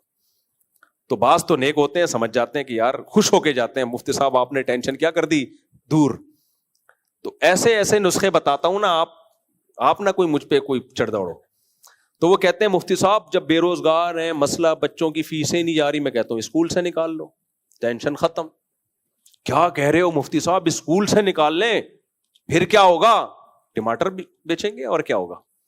کیا کہہ رہے ہو مفتی صاحب, ٹماٹر بیچیں گے, کیا ہو گیا بھائی, یہ ٹماٹر جو بیچتے ہیں یہ ٹماٹر گرنیڈ بیچ رہے ہیں یا کیا بیچ رہے ہیں, ٹماٹر ہی تو ہیں. تو وہ میں ایکسٹریم پہ لے جاتا ہوں اس کو نا, پھر کیا ہوگا, پھر کیا ہوگا, پھر کیا ہوگا, پھر کیا ہوگا. تو پھر میں اس کو ایک لطیفہ سناتا ہوں, آخر میں اینڈ ہوتا ہے وہ لطیفہ. میں کہتا ہوں بھائی تیرے دل میں دنیا کی محبت ہے, تو اگر سونے کے ڈلیاں بھی بیچے گا نا تو سکون میں. حقیقت ہے جو دنیا کو مسافر خانہ نہیں سمجھتا نا, وہ پاکستان کا صدر بن کے بھی ٹینشن میں ہی رہے گا, ٹینشن لے گا بھی, ٹینشن دے گا بھی. وہ تو دنیا کو مسافر خانہ سمجھے تو خوشی تو اس کی زندگی میں ہے, ٹماٹر بیچ کے بھی خوش ہے, اور دولت آئے گی تو اور خوش ہو جائے گا وہ. دنیا نعمت انہی لوگوں کے لیے جو دنیا کو مسافر خانہ سمجھتے ہیں, خوشی صرف انہی کے نصیب میں ہوتی ہے. جو نہیں سمجھتے میرے بھائی, ان کی ساری ضرورتیں بھی پوری ہو جائیں وہ کمبخت خوش پھر بھی نہیں رہ سکتے. ان پر ایسی نحوست اللہ نے مسلط کی ہے, وہ دولت کے انبار بھی ہو جائیں گے نا, وہ کمبخت خوش نہیں ہوگا. تو کہاں سے کہاں بات چلے گی, بس وہ ایک لطیفہ سنا دوں, بہت دفعہ سنا چکا ہوں, ایک اینڈ اچھا ہو جائے نا تاکہ بیان کا. وہ ایک آدمی تھا نا جو ٹینشن نہیں لیتے, ان کی مثال دے رہا ہوں. وہ ایک نوجوان نا سمندر کے کنارے پڑا ہوتا تھا, بنیان پہن کے لیٹا ہوا ہے. کوئی بزرگ آئے, کہنے لگے بیٹا کچھ پڑھ کیوں نہیں لیتے. کہتا ہے پھر کیا ہوگا, اچھا سگریٹ بھی پی رہا ہے, دھواں ناک سے بھی نکال رہا ہے, منہ سے بھی نکال رہا ہے, بیٹا کچھ پڑھ کیوں نہیں لیتے. انکل پڑھنے کے بعد کیا ہوگا, میں میٹرک کرنا, کتنے سال میری 10 سال میں. انکل 10 سال میں میٹرک کیا, پھر کیا ہوگا. کہتے ہیں پھر 2 سال کرنا, انٹر ہو جائے گا. پھر کیا, پھر BA کر لینا. پھر کیا, پھر جی ماسٹرز کر لینا. پھر کیا, پھر جی یہ کر لینا, وہ کر لینا. 18-20 سال نکال دیے اس کے نا. انکل پھر کیا ہوگا, بیٹا پھر اچھی جاب ملے گی. انکل پھر کیا ہوگا, جاب ملے گی تو پھر شادی ہو جائے گی اچھی جگہ. انکل پھر کیا ہوگا, پھر بیٹا اولاد ہوگی تمہاری. پھر کیا ہوگا, بڑا گھر بنانا. پھر کیا ہوگا, لائف کو انجوائے کرنا. تو کہہ رہے ابھی کیا کر رہا ہوں میں, ابھی کیا کر رہا ہوں. انکل آپ جو طریقہ بتا رہے ہو نا, اس کو تو پتہ نہیں کتنا ٹائم لگے اور انجوائے ہو کہ نہ ہو. ہر مرحلے پر رکاوٹیں. ابھی کیا ہے, فری پکڑ کا انجوائے. تو یہ غلط تھا, یہ ایسا نہیں کہ آپ بھی اسی طرح انجوائے کرنا شروع کر دیں. تو لیکن اتنی بات ضرور ہے کہ پریشانیاں دور کرنا, آپ کی حاجتیں پوری کرنا, یہ اللہ کے ہاتھ میں ہے, یہ آپ کے کہنے سے نہیں ہوگا. ہاں ٹینشن مسلط کرنا اس کا اللہ نے آپ کو اختیار دیا. دنیا کو مسافر خانہ سمجھنا شروع کر دو بھائی, تو غموں میں بھی خوشیاں, اور اگر مسافر خانہ نہیں سمجھتے تو خوشیوں میں بھی کیا غم. تو وہ دعاؤں کی کتاب لازمی خریدیں, صحیح ہے نا, اس میں بہت زبردست دعائیں ہیں, اس سے یہ پتا چلے گا کہ ہمیں مانگنا کیا ہے بھائی. تو آہستہ آہستہ دماغ بدلنا شروع ہو جائے گا کہ ہم جن چیزوں کو فوکس کر رہے ہیں وہ بھی ہیں لیکن وہ دوسرے درجے میں ہیں. کہیں شادی کرنا چاہتے ہو تو دعائیں مانگ لو. اللہ تعالیٰ سمجھنے کی عمل کی توفیق عطا فرمائے بھائی. لائیں دے دیں سوال. اچھا بھائی, کسی نے پوچھا ہے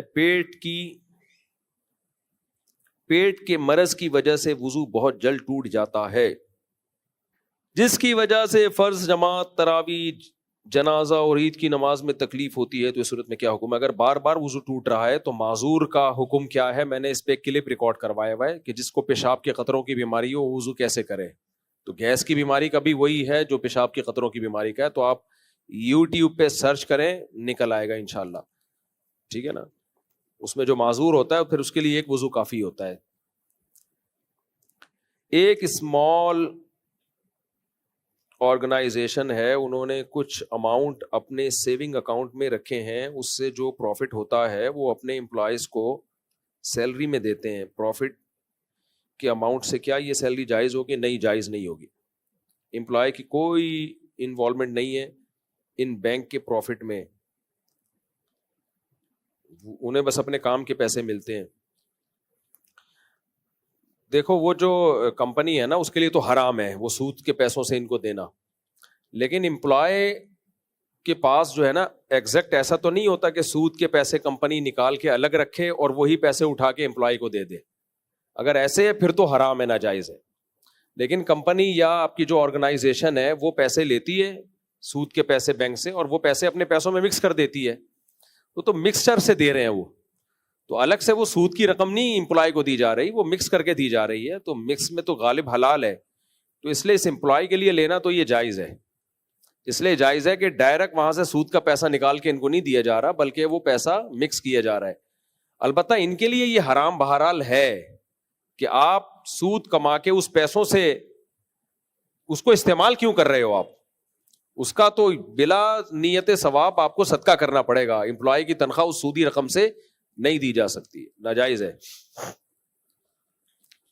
مجھے کچھ خیال آتا ہے کہ کبھی کبھی گناہ ہر متقی اور نیک آدمی سے گناہ ہونا چاہیے. کیوں؟ تاکہ نیکی کا تکبر نہ ہو اور دوسروں کو حقیر نہ سمجھے. یہ بالکل غلط خیال آتا ہے بھائی. جیسے دوسروں کو حقیر سمجھنا گناہ ہے, ایسے ہی گناہ کرنا بھی تو گناہ ہے نا. تو گناہ سمجھ کے اپنے آپ کو حقیر سمجھنا, تو ایسے حقیر سمجھنے کا کیا فائدہ ہو گیا کہ آپ گناہ تو کر لیا نا آپ نے, تو اس کی چترول تو لگیں گے آپ کو. ہاں حقیر سمجھنے کا ثواب مل جائے گا, بلکہ وہ بھی نہیں ثواب ملے گا. حقیر کیوں سمجھ رہے ہو اپنے آپ کو؟ نیکی کر کے بھی حقیر سمجھ سکتا ہے انسان, حقیر اس سینس میں کہ تکبر پیدا نہ ہو. یہ والا حقیر ویسے سمجھنا نہیں چاہیے اپنے آپ کو. نیکی کر کے آپ یہ دعا مانگو, اے اللہ مجھے نیکی کی توفیق دے اور اس نیکی پہ تکبر سے بچا, بلکہ میں یہ سمجھوں کہ یہ نیکی اللہ کی توفیق سے ہوئی ہے, میرا کمال نہیں ہے. تو اللہ نے مجھے توفیق دی, اسباب پیدا کر دیے تو ہو گئی, وہ نہیں ہوتا تو نہیں ہوتی ہے. تو یہ کر کے بھی تواضع پیدا ہو سکتی ہے. گناہ نہیں کبھی مانگنا چاہیے, گناہ بہت خطرناک چیز ہے. ایک دفعہ جو گناہ کر لیتا ہے نا پھر وہ پڑا رہتا ہے, اس میں بہت بڑا عذاب ہے, اس سے تو دور بھاگو. ایک مشہور اہل حدیث عالم سے سوال کیا گیا کہ رفع الیدین کے بغیر نماز ہو جاتی ہے؟ کہا کہ ایسے شخص کی نماز ناقص ہے, اللہ کی مرضی ہے کہ اسے خلاف سنت نماز قبول کرے یا نہیں کرے, ہم کیا کریں؟ ہمارے نزدیک رفع الیدین نہ کرنا سنت ہے. جب مسئلہ اختلافی ہوتا ہے تو جس کی جو رائے ہوتی ہے اللہ اس کو اسی رائے پہ پورا اجر دیتے ہیں.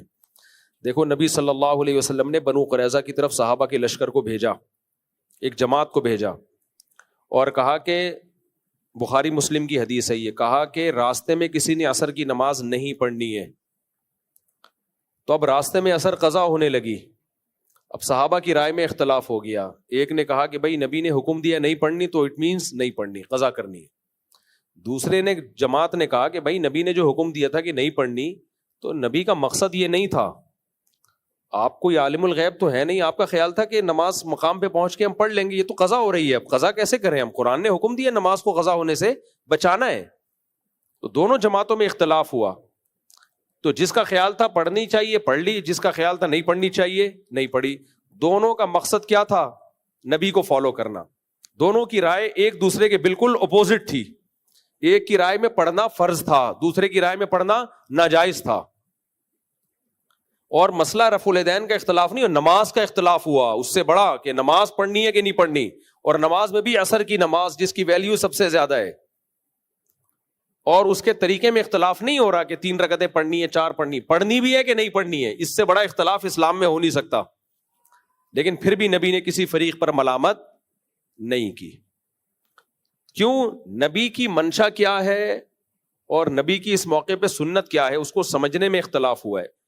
تو اہل حدیث حضرات دیکھتے ہیں رفع الیدین کی حدیثوں کی کثرت کو, کہ بخاری مسلم کی حدیثیں اور نبی سے یہ صحیح سند سے ثابت ہے کہ آپ نے رفع الیدین کیا ہے رکوع میں جاتے ہوئے, رکوع سے اٹھتے ہوئے, لہذا وہ اس عمل کو سنت قرار دیتے ہیں.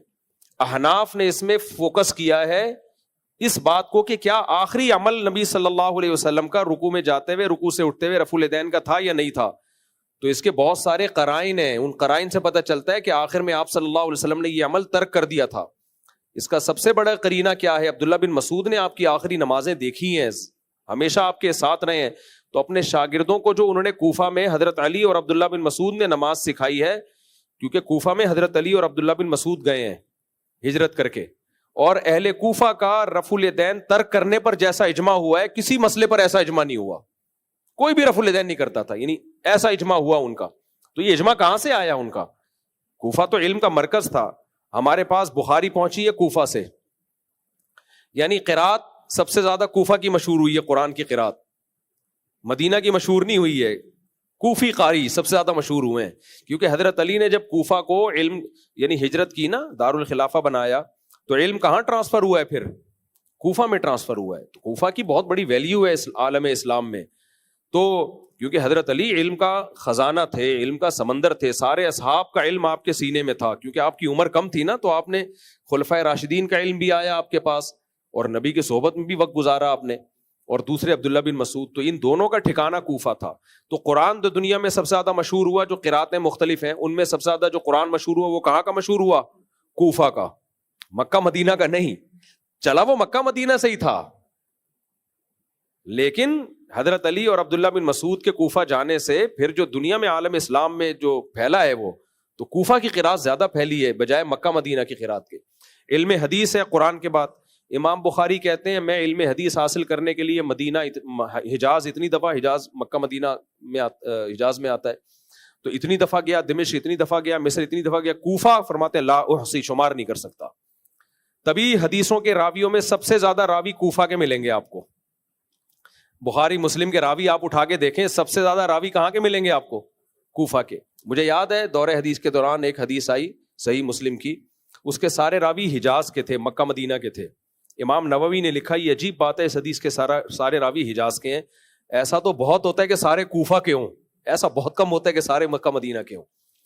تو کوفہ علم کا ایک مرکز تھا. تو قرآن میں کوفہ کو فالو کیا گیا, حدیث میں کوفہ کو فالو کیا گیا. تو فقہ میں فالو کرتے ہوئے کیا تکلیف ہو رہی ہے بھائی؟ فقہ کی جب بات آتی ہے تو کہتے ہیں ہم کوفہ کا دین نہیں مانتے, ہم مکہ مدینہ کا مانتے ہیں. تو بھائی کوفہ کا دین جو تھا وہ مکہ مدینہ ہی سے آیا تھا. تو حضرت علی اور ابن مسعود سے ٹرانسفر کہاں ہوا تھا؟ وہ کوفہ میں, اسلامی خلافت کا مرکز تھا. تو اہل کوفہ میں کوئی بھی رفع الیدین سے نماز نہیں پڑھتا تھا. مجتمع اہل الکوفۃ علی ترک رفع الیدین, کیا الفاظ ہیں عربی کی پوری عبارت ہے,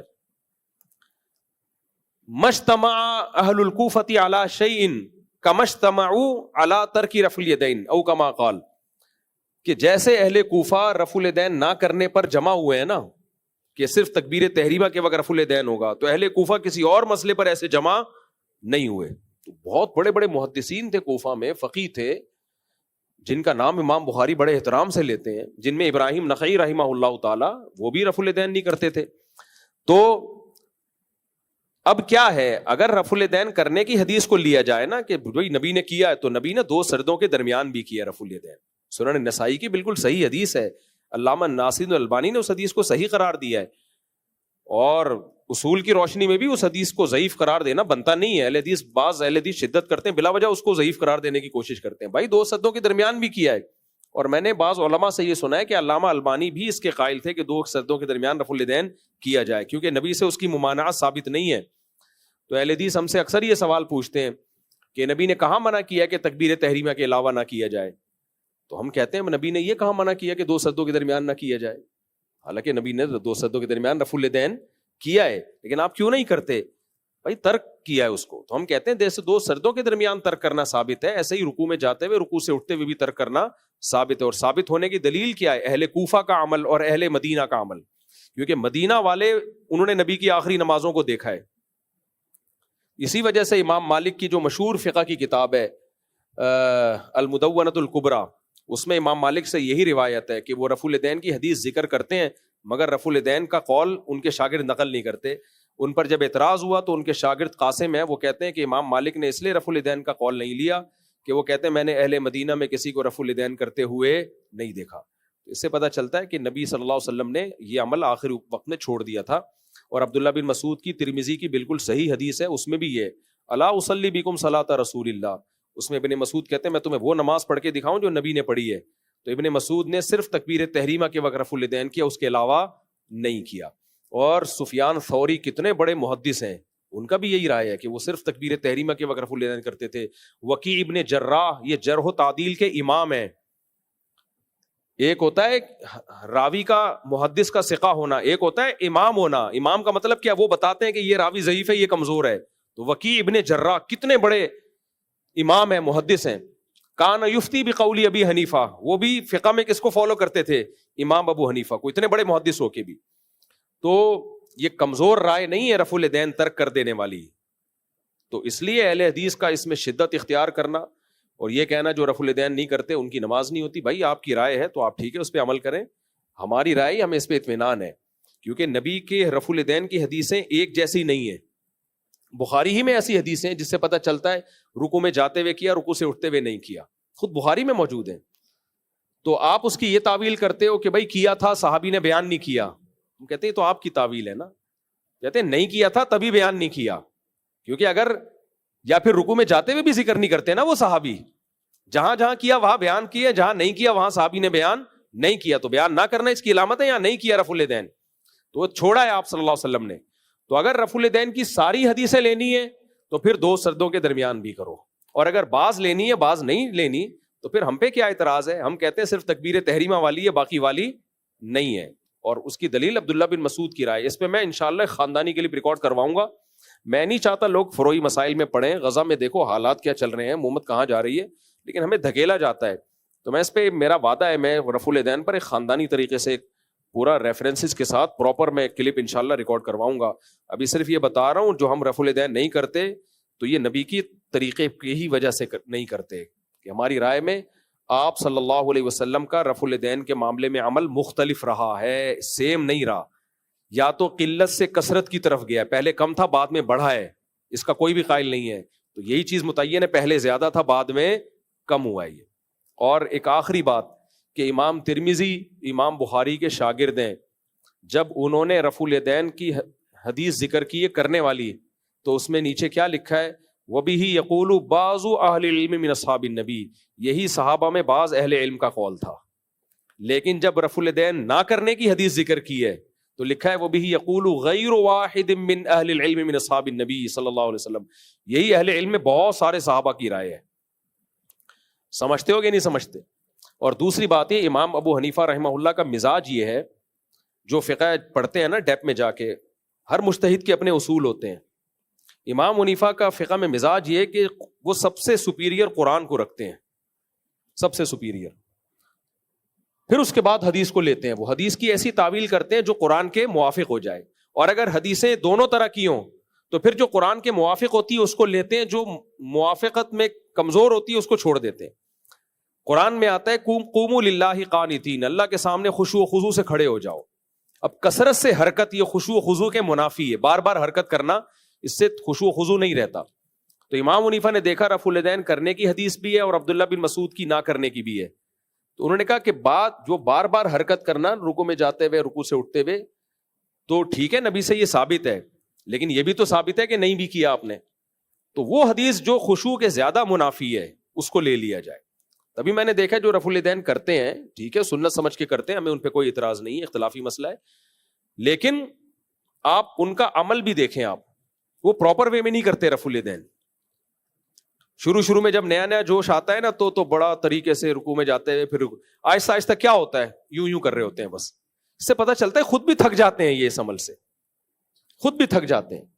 تو اس میں امام حنیفہ کی جو رائے ہے نا کہ اسکنوا فی الصلاۃ, حدیث میں آتا ہے نماز میں سکون پیدا کرو نماز میں, تو وہ رفع الیدین نہ کرنے میں سکون زیادہ ہے.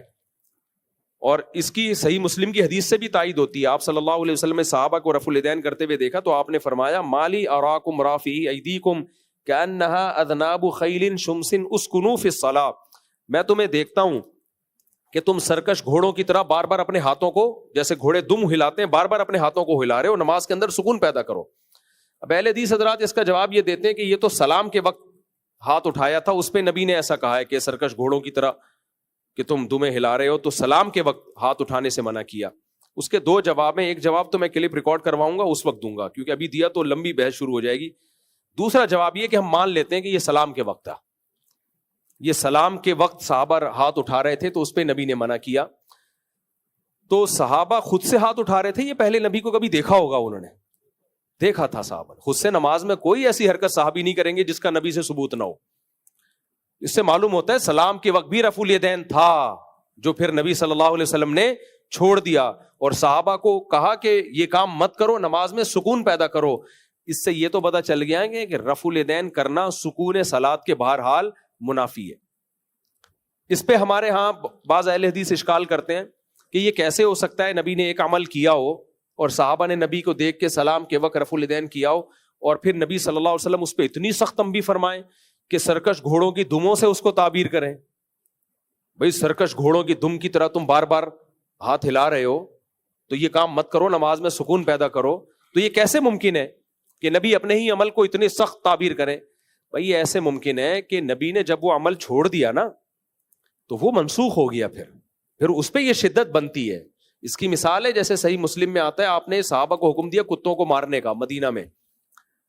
آج لوگ مدینہ کے کتے بنے ہوئے ہیں, حالانکہ حدیث میں آتا ہے مدینہ کے کتوں کو آپ نے مارنے کا حکم دیا. تو اب کیا تھا, وہ ایک وقت کے لیے تھا. صحابہ نے اجنبیوں کے کتے بھی مارنا شروع کر دیے جو مدینہ کے نہیں تھے, باہر سے آتے تھے, تو کتوں کی نسل تھوڑی ختم کرنی تھی, کتے تعداد میں زیادہ ہو جاتے ہیں تو ان کو مارنا پڑتا ہے. تو پھر آپ نے کیا فرمایا, مالکم وللکلاب, تمہیں کیا ہو گیا کہ تم کتوں کے پیچھے پڑ گئے ہو؟ یہ اللہ کی مخلوق ہے, ان کو زندہ رہنے دو. یعنی ایک تعداد تھی. تو جو حکم ختم ہو جاتا ہے نا اس میں مالی یا مالکم جیسے الفاظ سے تعبیر کیا جاتا ہے کہ تمہیں کیا ہو گیا. یہاں بھی وہی الفاظ ہے, تمہیں کیا ہو گیا کہ تم بار بار ہاتھوں کو نماز میں ہلا رہے ہو. تو اس سے معلوم ہوتا ہے کہ نبی پہلے سلام کے وقت بھی رفع الیدین کیا کرتے تھے جو آپ صلی اللہ علیہ وسلم نے ترک کر دیا. تو ابتدائی اسلام میں رفع الیدین بہت زیادہ ہوتا تھا. اس میں حکمت کیا تھی وہ اللہ جانے, اللہ کے رسول جانے, ہم حکمتوں میں نہیں پڑھتے. تو شروع میں 2 سجدوں کے درمیان میں بھی ہوتا تھا, رکوع میں جاتے ہوئے بھی, رکوع سے اٹھتے ہوئے بھی, تیسری رکعت کے لیے اٹھتے ہوئے بھی. لیکن حدیثوں سے پتہ چلتا ہے کہ 2 سجدوں کے درمیان بھی آپ نے ترک کیا. حدیث سے بھی پتہ چلتا ہے رکوع سے اٹھتے ہوئے ترک کیا. حدیث سے بھی پتہ چلتا ہے کہ تیسری رکعت کے سے اٹھتے ہوئے ترک کیا. تبھی بعض ائمہ اس کے قائل ہیں, ان کے قوال ہیں کہ تیسری رکعت سے اٹھتے ہوئے آپ رفع الیدین نہیں کریں گے. اس میں بہت مختلف آراء ہیں. تو کسی نے دیکھا جہاں جہاں ثابت ہے وہاں کر لو. اہل حدیث نے یہ دیکھا, ٹھیک ہے بھائی آپ کی یہ سوچ ہے, ہمیں اس پہ کوئی اعتراض نہیں. امام حنیفہ کا اپنا ایک سوچنے کا اسٹائل ہے, ان کا اپنا ایک غور کرنے کا انداز ہے. انہوں نے دیکھا نبی کے آخری سے آخری عمل کو لیا جائے, تو پھر ان کی رائے یہ بنی اہل مدینہ اور اہل کوفہ کے عمل کو دیکھ کر اور عبداللہ بن مسعود کے قول کو لے کر. عبداللہ بن مسعود تو بہت بڑے فقیہ تھے, اور عبداللہ بن مسعود نے صرف یہ نہیں کیا کہ ایسے نماز پڑھ کے دکھائی, اپنے سارے شاگردوں کو یہ والی نماز سکھائی ہے انہوں نے. تبھی عبداللہ بن مسعود کے جتنے شاگرد ہیں کوئی بھی رفع الیدین نہیں کرتا تھا, جن میں بخاری اور مسلم کے راویوں میں علقمہ اور اسود بھی ہیں. یہ تو بخاری مسلم کے بہت بڑے راویوں میں سے ہیں. تو آپ بخاری کی رٹ لگاتے ہو. بخاری نے جہاں سے حدیثیں لی ہیں ان کو اگر آپ کہو گے یہ خلاف سنت نمازیں پڑھتے تھے تو بخاری تو گئی نا. مجھے ایک آدمی کتاب دے کے جاتا ہے, مجھے اس پہ اعتماد نہیں ہے کہ یہ کتاب دینے والا ٹھیک ہے یا غلط ہے, اور میں کتاب کے فضائل سنا رہا ہوں. جس نے کتاب دی ہے وہ چور نکلا, اس کو میں چور کہہ رہا ہوں, تو کتاب تو گئی نا. تو بخاری جن راویوں سے آئی ہے، جن راویوں کی حدیثیں امام بخاری نے لی ہیں، ان میں بہت سارے راوی تو حنفی تھے، وہ رفع الیدین نہیں کرتے تھے، جبکہ وہ خود جو ہے وہ امام بخاری کے مشائخ میں ان کا شمار ہوتا ہے.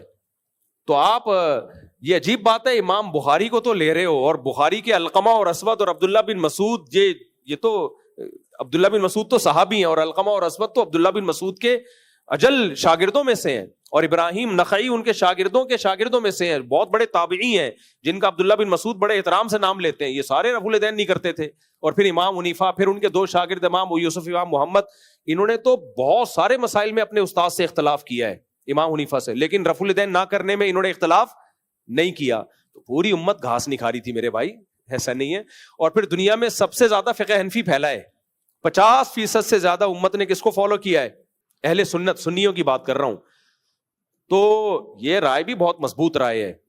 تو اس لیے جو اس رائے پر عمل کرتا ہے ہمیں کوئی اعتراض نہیں ہے، لیکن ہمیں یہ کہنا کہ ہمارے پاس کوئی دلیل نہیں ہے اور ہم سنت کے خلاف نماز پڑھتے ہیں، نہ ہماری رائے یہی ہے کہ تکبیر تحریمہ کے علاوہ نہ کرنا سنت ہے. تو اس لیے ہم اس کو سنت والی نماز سمجھتے ہیں. تو باقی اختلاف ہے، جیسے صحابی کا اختلاف ہو گیا نماز پڑھنی ہے کہ نہیں پڑھنی، نبی نے دونوں کو صحیح کہا. تو آخرت میں انشاءاللہ دونوں کی بخشش ہوگی اگر دونوں کی نیت اتباع سنت کی ہے. ہاں اس کی بخشش نہیں ہوگی جو یہ کہتا ہے کہ میں جنتی اور یہ جہنمی، اس کی وجہ سے ان صحابی میں جنہوں نے نماز پڑھ لی ان کی بھی بخشش، جنہوں نے نہیں پڑھی ان کی بھی بخشش. لیکن اگر وہ پھڈا کرتے ہیں نا وہاں پہ کہ تو حدیث کے خلاف چل رہا ہے اور تم غلط ہو، تم جہنمی ہو، تم اندھے مقلد ہو، تم اپنی رائے پہ چلتے ہو، حدیث کو نہیں، تو پھر جو یہ جھگڑا کرتا اس کی بخشش کا امکان کم تھا. تو میرے بھائی ایک مشہور، اچھا اہل حدیثوں کا رفع الیدین میں اتنا اختلاف ہے، ہر اہل حدیث کی رائے، ان کا صرف اس پر اتفاق ہے کہ رکوع میں جاتے ہوئے کرنا ہے، رکوع سے اٹھتے ہوئے کرنا ہے، باقی اس رفع الیدین کی حیثیت کیا ہے اس میں بہت اختلاف ہے. کسی نے کہا یہ مستحب ہے، کسی نے کہا سنت مؤکدہ ہے، کسی نے کہا یہ شرط ہے، اگر نہیں کرو گے ہوگی نہیں نماز. تو ٹھیک ٹھاک ان کا رفع الیدین، جبکہ چاروں اماموں کا اس میں امام شافعی اور امام احمد بن حنبل رفع الیدین کے قائل ہیں، صرف سنت قرار دیتے ہیں، نہ کرنے والے پر کوئی ملامت نہیں کرتے، وہ کوئی ملامت نہیں کرتے. اور امام مالک سے دونوں قول ملتے ہیں، کرنے کے بھی اور نہ کرنے کے بھی، لیکن ان کی جو سب سے مشہور مستند کتاب ہے جو المدونۃ الکبریٰ، اس میں نہ کرنے کا قول لیا گیا ہے. اور مالکیہ کا جو میں نے جو مالکیوں سے پوچھا ہے، کیونکہ میرے تو اب سفر ہوتے ہیں نا ایسے ملکوں میں جہاں فقہ مالکی رائج ہے، تو وہاں کے علماء بتاتے ہیں کہ جو متاخرین ہیں وہ رفع الیدین کرتے ہیں، جو فقہ مالکیہ میں جو متقدمین تھے وہ ترک رفع الیدین کے قائل تھے. اور امام حنیفہ کا تو رائے یہی ہے کہ نہ کیا جائے. تو باقی جن کی رائے یہ بھی ہے کہ کیا جائے، وہ بھی زیادہ زیادہ مستحب کہتے ہیں، اس کو سنت کہتے ہیں، سنت غیر موقدہ بھی نہیں کہتے. وہ یہ ہمارے ہاں اہل حدیث میں شدت ہے کہ وہ سنت بھی اور بلکہ فرض بھی، اور جو نہیں پڑھتا اس کی نماز ہی نہیں ہوتی. ایک اہل حدیث ہے میرے پیچھے نماز ہی نہیں پڑھتے یہاں پہ، کہتے ہیں یہ رفع الیدین نہیں کرتے، ان کی نماز ہی نہیں ہوتی. تو ان کا یہ بھی نہیں فیصلہ ہو پا رہا، تبھی ہم اہل حدیث سے کہتے ہیں آپ ایک فقہ مرتب کرو میرے بھائی، آپ ایک مرتب کرو اتفاق رائے سے، اور تاکہ ہمیں پتہ چلے اہل حدیث کا یہ فقہ ہے، یہ رائے ہے ان کی. تو مرتب نہیں کرتے. وہ ایک جواب دیتے ہیں کہ ہم تو قرآن و حدیث کو فالو کرتے ہیں، ہمیں مرتب کرنے کی ضرورت نہیں ہے. تو پھر قرآن کو بھی مرتب نہیں کرنا چاہیے تھا، حضرت عثمان نے غلط کیا، کیا خیال ہے؟ ویسے ہی سادہ طریقے سے چلتے رہنے دیتے. نبی کے دور میں تو اس مصحف عثمانی کی ترتیب پہ قرآن نہیں تھا، لیکن حضرت عثمان نے کیوں مرتب کیا؟ تاکہ امت ایک قرآن پہ جمع ہو جائے، دائیں بائیں جانے کی اجازت نہ ہو، جو سورت جس ترتیب سے میں نے لکھی ہے اسی ترتیب سے ہوگی، تاکہ امت بچے نا اختلاف سے. اور تابعین کے دور میں تو حدیث مرتب نہیں تھی، سینہ بسینہ چل رہی تھی، لیکن محدثین نے ریٹرن میں لا کے مرتب کر دی، بھائی اب اس سے دائیں بائیں جانے کی آپ کو اجازت نہیں ہے. ورنہ حدیثوں کی کتابیں آتی رہیں گی، ہر آدمی اپنی سندیں مارکیٹ میں لاتا رہے گا، کون فیصلہ کرے گا یہ ٹھیک ہے کون کیا غلط ہے؟ بس ایک چیز مدون کر دی، اب اس سے باہر جانے کی آپ کو اجازت نہیں ہے. تو ایسے ہی اسلامی قانون کو بھی مرتب کر دیا فقہا نے، اور بول دیا بھائی اب اس سے باہر جانے کی آپ کو اجازت نہیں ہے. اہل حدیث نے مرتب نہیں کیا. اب جب ہم کہیں فقہ مرتب کرو تو کہتے ہیں صحابہ کے دور میں مرتب تھا، تو بھائی پھر حدیث کو بھی چھوڑ دو. یہ آپ بولو صحابہ کے دور میں مرتب تھی، قرآن کے حضرت ابو بکر عمر کے دور میں مرتب تھا، تو ایسے تو پھر قرآن بھی نہیں ہونا چاہیے، حدیث بھی اس طرح نہیں ہونی چاہیے. تو جب قرآن کو مرتب کیا گیا, امت کا اتفاق ہوا, ریٹن فارم میں لایا گیا, حدیث کو لایا گیا تاکہ امت دائیں بائیں نہ جائے, ایسے ہی فقہ کو بھی لایا جائے گا اور پابندی لگائی جائے گی, بھائی اس کو فالو کرنا ہے. ورنہ کیا ہوگا, ہر آدمی قرآن و حدیث کے نام پہ منجن بیچے گا. تبھی ایک شیعہ عالم کا بیان ہے کہ پاکستان میں سب سے بڑا فرقہ دیوبندی ہے, لیکن اس کے اندر سب سے کم فرقے ہیں, اور سب سے چھوٹا فرقہ اہل حدیث ہے, لیکن اس کے اندر سب سے زیادہ فرقے ہیں. سمجھ میں آ رہی ہے بات کہ نہیں آ رہی؟ سب سے بڑا فرقہ دیوبندیوں کا ہے, اور اس کے اندر فرقے دو ہیں, حیاتی مماتی, اور وہ بھی بہت کم اختلاف ہے, وہ بھی 2-4 لوگ ہیں جو پھڈے باز ہیں, ان کو ہٹا دو تو وہ لڑائی بھی ختم ہو جائے گی. سب سے زیادہ یہ ہے, اور سب سے چھوٹا فرقہ اہل حدیث ہیں, لیکن ان کے اندر سب سے زیادہ فرقیاں ہیں.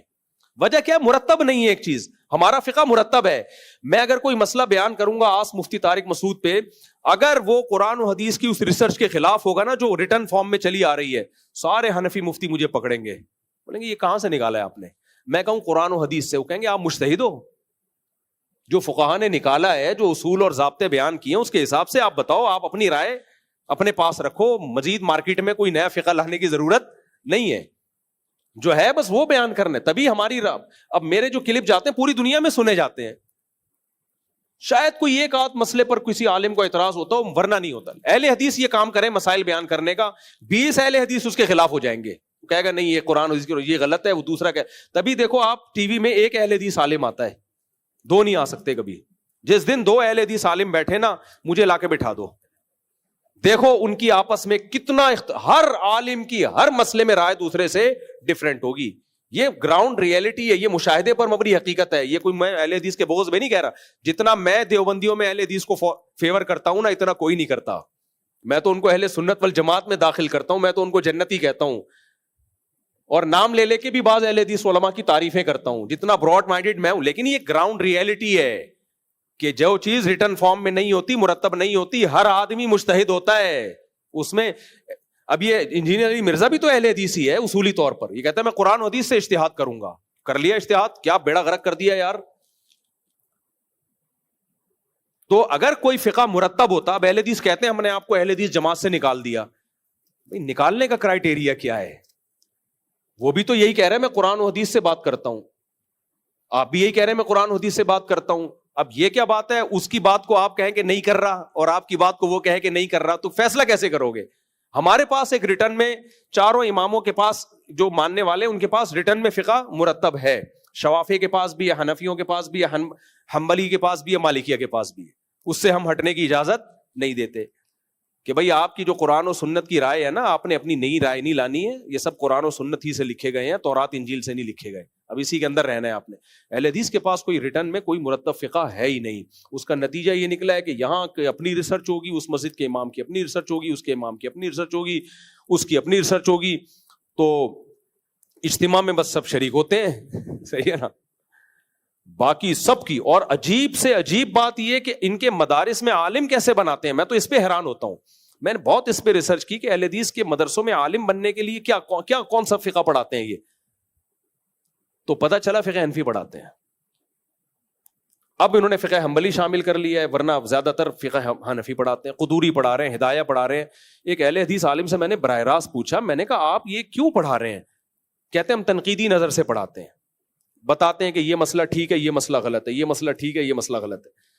میں نے کہا یہ تو ایسے ہو گیا جس فقہ حنفی کو آپ غلط کہتے ہو, کہہ رہے ہیں ہم ساری باتیں تھوڑی فقہ حنفی غلط کہتے ہیں, جو غلط ہوتی ہیں اس کو ہائی لائٹ کرتے ہیں غلط ہے, یہ والی صحیح ہے.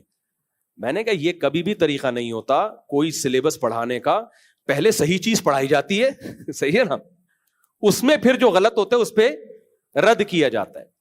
یہ ایسے جیسے آپ اسلام کے مدرسے میں عیسائیت پڑھا رہے ہو اور بتا رہے ہو عیسائیوں کی یہ والی باتیں ٹھیک ہیں کہ عیسیٰ علیہ السلام کو اللہ کا نبی مانتے تھے, جنت جہنم مانتے تھے, حضرت موسیٰ کو بھی نبی مانتے تھے, اور یہ چیزیں کیا ہیں, غلط ہیں. وہ کہے گا پہلے مجھے اسلام پڑھا میرے بھائی, پھر جو عیسائیت میں جو چیزیں غلط ہیں وہ پڑھا دینا بعد میں. تو میں اہل حدیثوں سے دوستی یاری میں کہتا ہوں, بھائی بندی میں کہتا ہوں کہ آپ اپنا سلیبس متعین کریں. وضو, نماز, زکوٰۃ, روزہ, حج, اذان اور حدود اور قصاص اور طلاق اور عدت, یہ سارے مسائل ریٹن فارم میں لے کر آئیں. پھر اناؤنس کریں کہ ہم نے قرآن و حدیث کی روشنی میں یہ 4 فقہ جو مرتب تھے یہ تو غلط تھے, یا ہمیں ان پر چونکہ اطمینان نہیں ہے, تو ہم نے ان میں سے جو جو چیزیں شریعت کے مطابق تھیں وہ لے کر ایک کتاب میں لکھ دی ہیں. اب آئندہ سے ہم وہ پڑھائیں گے, تو ہمیں کم از کم یہ تو پتا چل جائے گا کہ یار چلو 4 تھے تو ایک اور صحیح, ٹھیک ہے نا, اور پتا تو چلے گا یہ رائے ہے اس میں اہل حدیث کی. ابھی ایسا کچھ بھی نہیں ہے, میں خود اتنا کنفیوز ہوتا ہوں کہ اس میں اہل حدیث کی رائے کیا ہے. ابھی مجھے پتا چلا جب عدالتی خلا پہ ریکارڈ کروایا تو ایک اہل حدیث کی کچھ رائے آ رہی ہے کہ طلاق پر اتنی مختلف آ رہا ہے. اب یہ جو کہتے ہیں 3 طلاقیں ایک ہوتی ہیں, سارے اہل حدیث نہیں کہتے. ان میں بعضوں کی تحقیق کی ہے کہ 3 ہوتی ہیں, اور ایسا سخت رد کیا ہے انہوں نے 3 کو 1 کہنے والوں پر. میں نے ایک دفعہ کہہ دیا کہ اہل حدیث 3 طلاق کو 1 کہتے ہیں. میرے کمنٹ پہ ایک اہل حدیث کے کمنٹ آئے تو مصعب آپ نے جھوٹا الزام لگایا ہے, ہمارے محلے میں ایک اہل حدیث عالم ہے وہ کبھی بھی 3 کو 1 نہیں کہتے, وہ کہتے 3 ہوتی ہیں, آپ کیوں اہل حدیث کی طرف غلط بات کی نسبت کر رہے ہو. وہ مجھے لتاڑ رہا ہے. تو اب کیا ہوگا جب آپ 3 طلاقیں دیں گے تو اہل حدیث سے اگر آپ فتویٰ لینے جائیں گے تو پھر آپ وہ والا بندہ تلاش کرو گے جو 3 کو 1 کہتا ہے. صحیح ہے نا, وہ اسپیسیفک وہ بندہ تلاش کرو گے. اس میں بھی آپ مخلص نہیں ہوگے کہ سارے اہل حدیثوں سے میں رائے لوں کہ ان کی اصل رائے ہے کیا, تو وہ بہت زیادہ اختلاف آئے گا. حالت حیض میں طلاق دی, کچھ اہل حدیث کہتے ہیں ہو جائے گی, کچھ کہتے ہیں نہیں ہوگی. 3 طلاقوں, 1 طلاق دی ایک طہر میں, اس میں آپ نے رجوع کر لیا, رجوع اگر نہیں کیا اور دوسرے طہر میں دوسری طلاق دے دی, کچھ اہل حدیث کہیں گے ہو گئی ہے, کچھ کہیں گے نہیں ہوئی ہے کیونکہ پہلے سے رجوع نہیں کیا آپ نے. اتنی آ رہا ہے, فقہ مدون ہے, مرتب ہے, اس میں اگر اختلاف ہوتا بھی ہے تو اصول ہے کہ فتویٰ کس قول پہ دیا جائے گا. اور صدیوں سے اسلامی حکومتوں کا حصہ رہا ہے, وہ ہوائی بات نہیں ہے, صدیوں سے خلافتیں چلی ہیں, قانون چلے ہیں ملکوں کے اس پر. تو اس میں بھی اختلاف ہوتا ہے لیکن بہت کم جا کے, اور اکثر جدید مسائل میں ہوتا ہے, قدیم میں نہیں ہوتا, بہت کم جا کے اختلاف ہوتا. تبھی تو دیکھو کتنے بڑے بڑے ادارے چل رہے ہیں, سب ایک ہی جیسا مسئلہ بیان کر رہے ہوتے ہیں. ایک بندہ ذرا سا انحراف کرے گا سارے علماء کھڑے ہو جاتے ہیں اس کے خلاف. میں نے مسئلہ بیان کر دیا, کان میں دوا ڈالنے سے وضو نہیں ٹوٹتا, روزہ نہیں ٹوٹتا. اب کتابوں میں لکھا ہوا ہے روزہ ٹوٹتا ہے. سب علماء نے کہا بھائی یہ کہاں سے لایا ہے, سب ایک دم اٹھ کھڑے ہوئے ہیں نا, بھائی کہاں سے لایا. میں کہتے قرآن حدیث کی تحقیق ہے میری. کہتے کیا تو ابھی نیا آیا ہے مارکیٹ میں, قرآن حدیث سے پہلے کوئی کسی نے تحقیق نہیں کی ہے کیا؟ جنہوں نے کی ہے ان کی تحقیق پیش کرو نا. تو پھر میں نے کتنی لمبی دلائل دی, بھائی ہمارے فقہا نے کہا تھا کہ کان میں دوا ڈالنے سے روزہ ٹوٹتا ہے. ان کا خیال یہ تھا کہ کان کا کوئی راستہ حلق تک یا دماغ تک پہنچتا ہے. اب جدید تحقیق نے ثابت کر دیا کہ کان میں دوا ڈالنے سے نہ حلق میں پہنچتی ہے نہ دماغ میں پہنچتی ہے. تو فقہا نے جس بنیاد پہ وہ مسئلہ بیان کیا تھا وہ بنیاد غلط ہونا ثابت ہو گئی. ایک دفعہ مجلس سے تحقیق ہو رہی تھی نا, تو یہی مسئلہ آیا علماء کی. تو ایک عالم نے کہا بھائی وہ قدیم فقہا اتنے ذہین تھے کہ وہ کیسے غلط مسئلہ بیان کر سکتے ہیں کہ کان میں دوا ڈالنے سے, انہوں نے لکھا جب روزہ ٹوٹتا ہے, تو وہ بڑے عظیم فقہا تھے, ان کا مسئلہ غلط نہیں ہو سکتا. تو ہمارے عالم نے جواب دیا بڑا زبردست کہ وہ فقہا تو عظیم تھے, اس زمانے کے طبیب اتنے عظیم نہیں تھے جتنے آج کے. میڈیکل سائنس نے جو فقہ نے اس وقت ترقی کی تھی دین کے علوم نے, تو علماء میں ان کے ٹکر کا کوئی نہیں ہے, لیکن میڈیکل سائنس نے آج ترقی کی ہے. اس زمانے کے حکیم کہتے تھے کہ فقہا کو انہوں نے بتایا کہ بھئی کان کے میں دوا ڈالیں گے تو دماغ یا حلق تک پہنچے گی, تو ان علماء نے ان حکیموں کی سن کے مسئلہ بیان کر دیا. تو کہا کہ آپ آج کے علماء کو ان علماء سے کمپیئر تو کر رہے ہیں لیکن آج کے ڈاکٹروں کو ان حکیموں سے کمپیئر نہیں کر رہے. تو میڈیکل سائنس نے دودھ کا دودھ پانی کا پانی کر دیا. انہوں نے بتا دیا بھائی کان میں دماغ تک یا حلق تک پہنچنے کا کوئی راستہ ہے ہی نہیں. کان میں جتنا بھی پریشر سے کوشش ڈالو نا حلق تک نہیں پہنچے گی, اللہ یہ کان کا پردہ ہی پھٹ جائے ایک الگ بات ہے. تو جب پہنچ ہی نہیں رہا تو روزہ کیسے ٹوٹے گا؟ تو میں نے جو مسئلہ ریکارڈ کروایا کتنا بڑا ایشو, لیکن اہل حدیث کچھ بھی کرواتے رہے کوئی ایشو نہیں بنتا. وجہ اس کی یہ کہ وہ کہتے ہیں یہ ان کی رائے ہے, یہ کوئی اہل حدیث کے ذمہ دار تھوڑی ہیں. دوسرا کہتا ہے یہ ان کی رائے ہے, تیسرا کہتے ہیں ان کی رائے ہے, چوتھا. تو اتنی اکائیاں ہیں, تو ہم کیسے لوگوں کو کہیں کہ اہل حدیث کو فالو کرو؟ آپ جب کہیں گے جب آپ ایک ریٹن میں ایک مرتب کر کے لاؤ اور ہم اس کو مانیں کہ واقعی یہ بھی چلو آپ نے قرآن و حدیث سے نکالا. اس پر سوال تو ہوگا کہ 1400 سال کے بعد کیوں نکال رہے ہو, اب تک کیا کرتے رہے ہو. لیکن چلو ہم دل بڑا کر کے مان لیں گے یار ایک ریٹرن میں ایک چیز لے آئے ہیں, اب ہم کہیں گے یہ اہل حدیث کی رائے ہے, یہ فقہ حنفی ہے, یہ فلانا ہے, یہ اہل حدیث کی رائے ہے. تو یہ ان کی ذاتی رائے ہے, اب دیکھ لو آپ کیا کرنا ہے, پورا فالو کرنا ہے نہیں کرنا وہ ایک الگ بحث ہے. لیکن یہ تو جب ہوگا جب ہو تو نا, ابھی تک تب نہیں ہے تو میں اپنا دماغ کیوں ضائع کروں کہ کرنا کیا ہے. تو یہ نہیں ہوتا, دین ایسے نہیں عمل ہوتا. جیسے قرآن مرتب ہوا ہے, حدیث مرتب ہوئی ہے, تو فقہ بھی مرتب ہوا ہے. اور یہ تبع تابعین کے دور میں امام محمد نے سب سے پہلے 6 کتابیں لکھی, اور موطا امام مالک سے فقہ مالکیہ میں کتابیں لکھی گئی فقہ پر، امام شافعی کی کتاب، یہ سب لکھی گئی ہیں، تو اسی لکھے ہوئے کو فالو کرنا ہے. اخپل طریقہ نہیں چلے گا اسلام میں، اس سے امت فساد میں جائے گی اور فرقے بڑھیں گے، اس سے کم نہیں ہوں گے. اچھا میرے بھائی، مفتی صاحب اگر کوئی شخص ہاتھوں کے عجیب آدمی ہے یار، ہاتھوں کا تذکرہ آتے ہی سمجھ جایا کرو نوجوان آدمی کیا پوچھ رہے ہیں، تو ایسے کلیئر کٹ سوال نہ پوچھا کرو. بیوی کے علاوہ کسی بھی طرح اپنی خواہش پوری کرنا حرام اور ناجائز. بس اللہ نے قرآن میں ایک بتا دیا طریقہ کہ جب خواہش پیدا ہو بیوی نہیں ہے تو شادی کرو بس، اور کوئی راستہ نہیں ہے. میں نے فلیٹ اپنی رہائش کے علاوہ خریدا جس کی نیت کرائے پر محسوس ہوتا ہے کہ بیچنے کی نوبت، زکوٰۃ لازم نہیں ہے. آپ نے فلیٹ خریدا تھا کرائے پہ دینے کے لیے، خریدنے کے بعد اب آپ کا خیال آ رہا ہے کہ بیچ دوں گا، تو زکوٰۃ لازم نہیں ہے. زکوٰۃ اس فلیٹ پر لازم ہوگی جو خریدا ہو بیچنے کی نیت سے، اور اب تک وہی نیت باقی ہو، وہ نیت تبدیل نہ ہوئی ہو. میرے والدین زبردستی ایک لڑکی سے میرا نکاح کرنا چاہتے ہیں، لیکن میں اس لڑکی کو پسند نہیں کرتا. نہیں آئے زبردستی میں، لڑکی کا بیڑا غرق ہوتا ہے، اڑ جائیں. بولیں بھائی اگر وہ لڑکی میں کوئی فالٹ نہیں ہے تو تھوڑی بہت ماں باپ کی مان لینی چاہیے، لیکن اگر بالکل ہی اس کی طرف رغبت نہیں ہے، بالکل دماغ پہ بوجھ ہے، تو صاف منع کر دیں، نہیں ہو سکتا. اٹ ازنٹ پاسبل ڈیڈی، یہ نہیں ہو سکتا. ایسے ڈائلاگ ماریں. ابو بولیں گے تو پٹیں گے، ابو بولیں گے نا تو ابو، تو پھر ابو دیسی ہوتے ہیں نا، ڈیڈی دیسی نہیں ہوتے. Daddy papa you are wrong.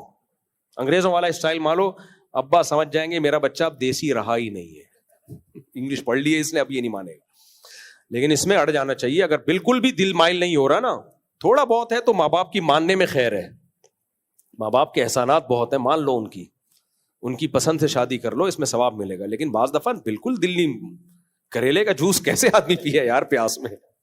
بعض دفعہ طبیعت بالکل مائل نہیں ہوتی، تو پھر خام خام میں اس بچی کا بھی زندگی تباہ ہوتی ہے نا. شوہر اسے محبت نہیں دیتا، اسے ٹائم نہیں دیتا، تو پھر یہ ماں باپ کی طرف سے ظلم زیادتی ہے. پھر ایسی صورت میں اڑ جائے آدمی، بولے نہیں ہو سکتا ڈیڈی، نہیں ہو سکتا. ڈیڈی پتہ کیا بولیں گے؟ میرے ابا نے بھی تو میرے ساتھ تمہاری اماں کو لگا دیا تھا، تو ہو گیا نا. اچھا ڈیڈی ایسے موقع پہ یہ بتا رہے تھے، بیٹا میرا بھی دل نہیں چاہتا تھا، لیکن میرے والد صاحب نے کہا، میں نے ہاں کر لی.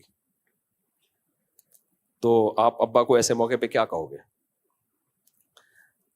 ریکارڈ ہو رہا ہے نا، اصل میں کیا کروں گا.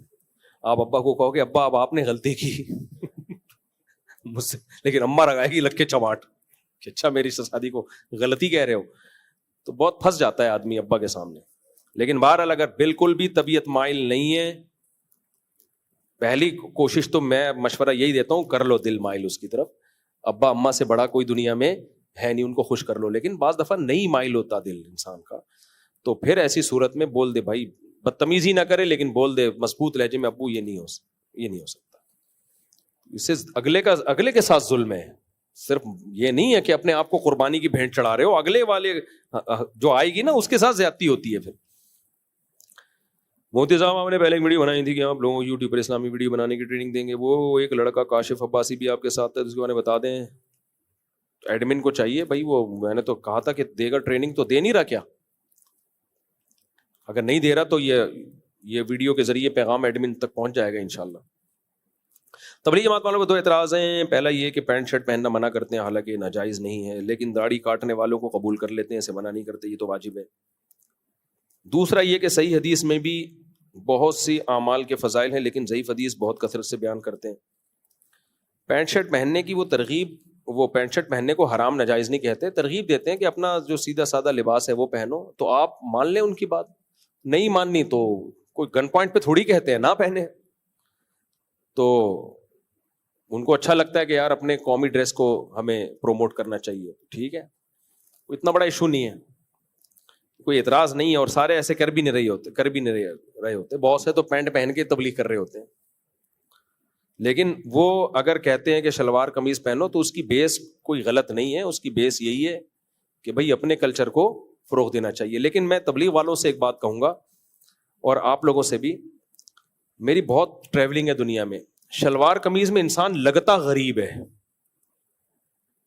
میں بھی جب عرب ملکوں میں جاتا ہوں تو کوشش کرتا ہوں جبہ پہنوں, اور خاص تو مجھے جبہ وہ والا پسند ہے, وہ جو مسقط اور اماراتیوں کا جبہ ہے نا بغیر کالر کے, یہاں وہ نہیں لٹکا ہوا ہوتا, وہ مجھے پسند ہے. شلوار قمیض میں پتہ نہیں کیوں ایسا لگتا ہے یہ چندہ مانگنے آیا ہے, اس لیے مجھے اب شلوار قمیض سے نا, اپنے ملک میں تو کمفرٹیبل ہوں میں, سبھی چندے مانگنے والے ہیں تو ہم بھی, وہ ہمیں بھی لوگوں نے کہہ دیا تو کیا.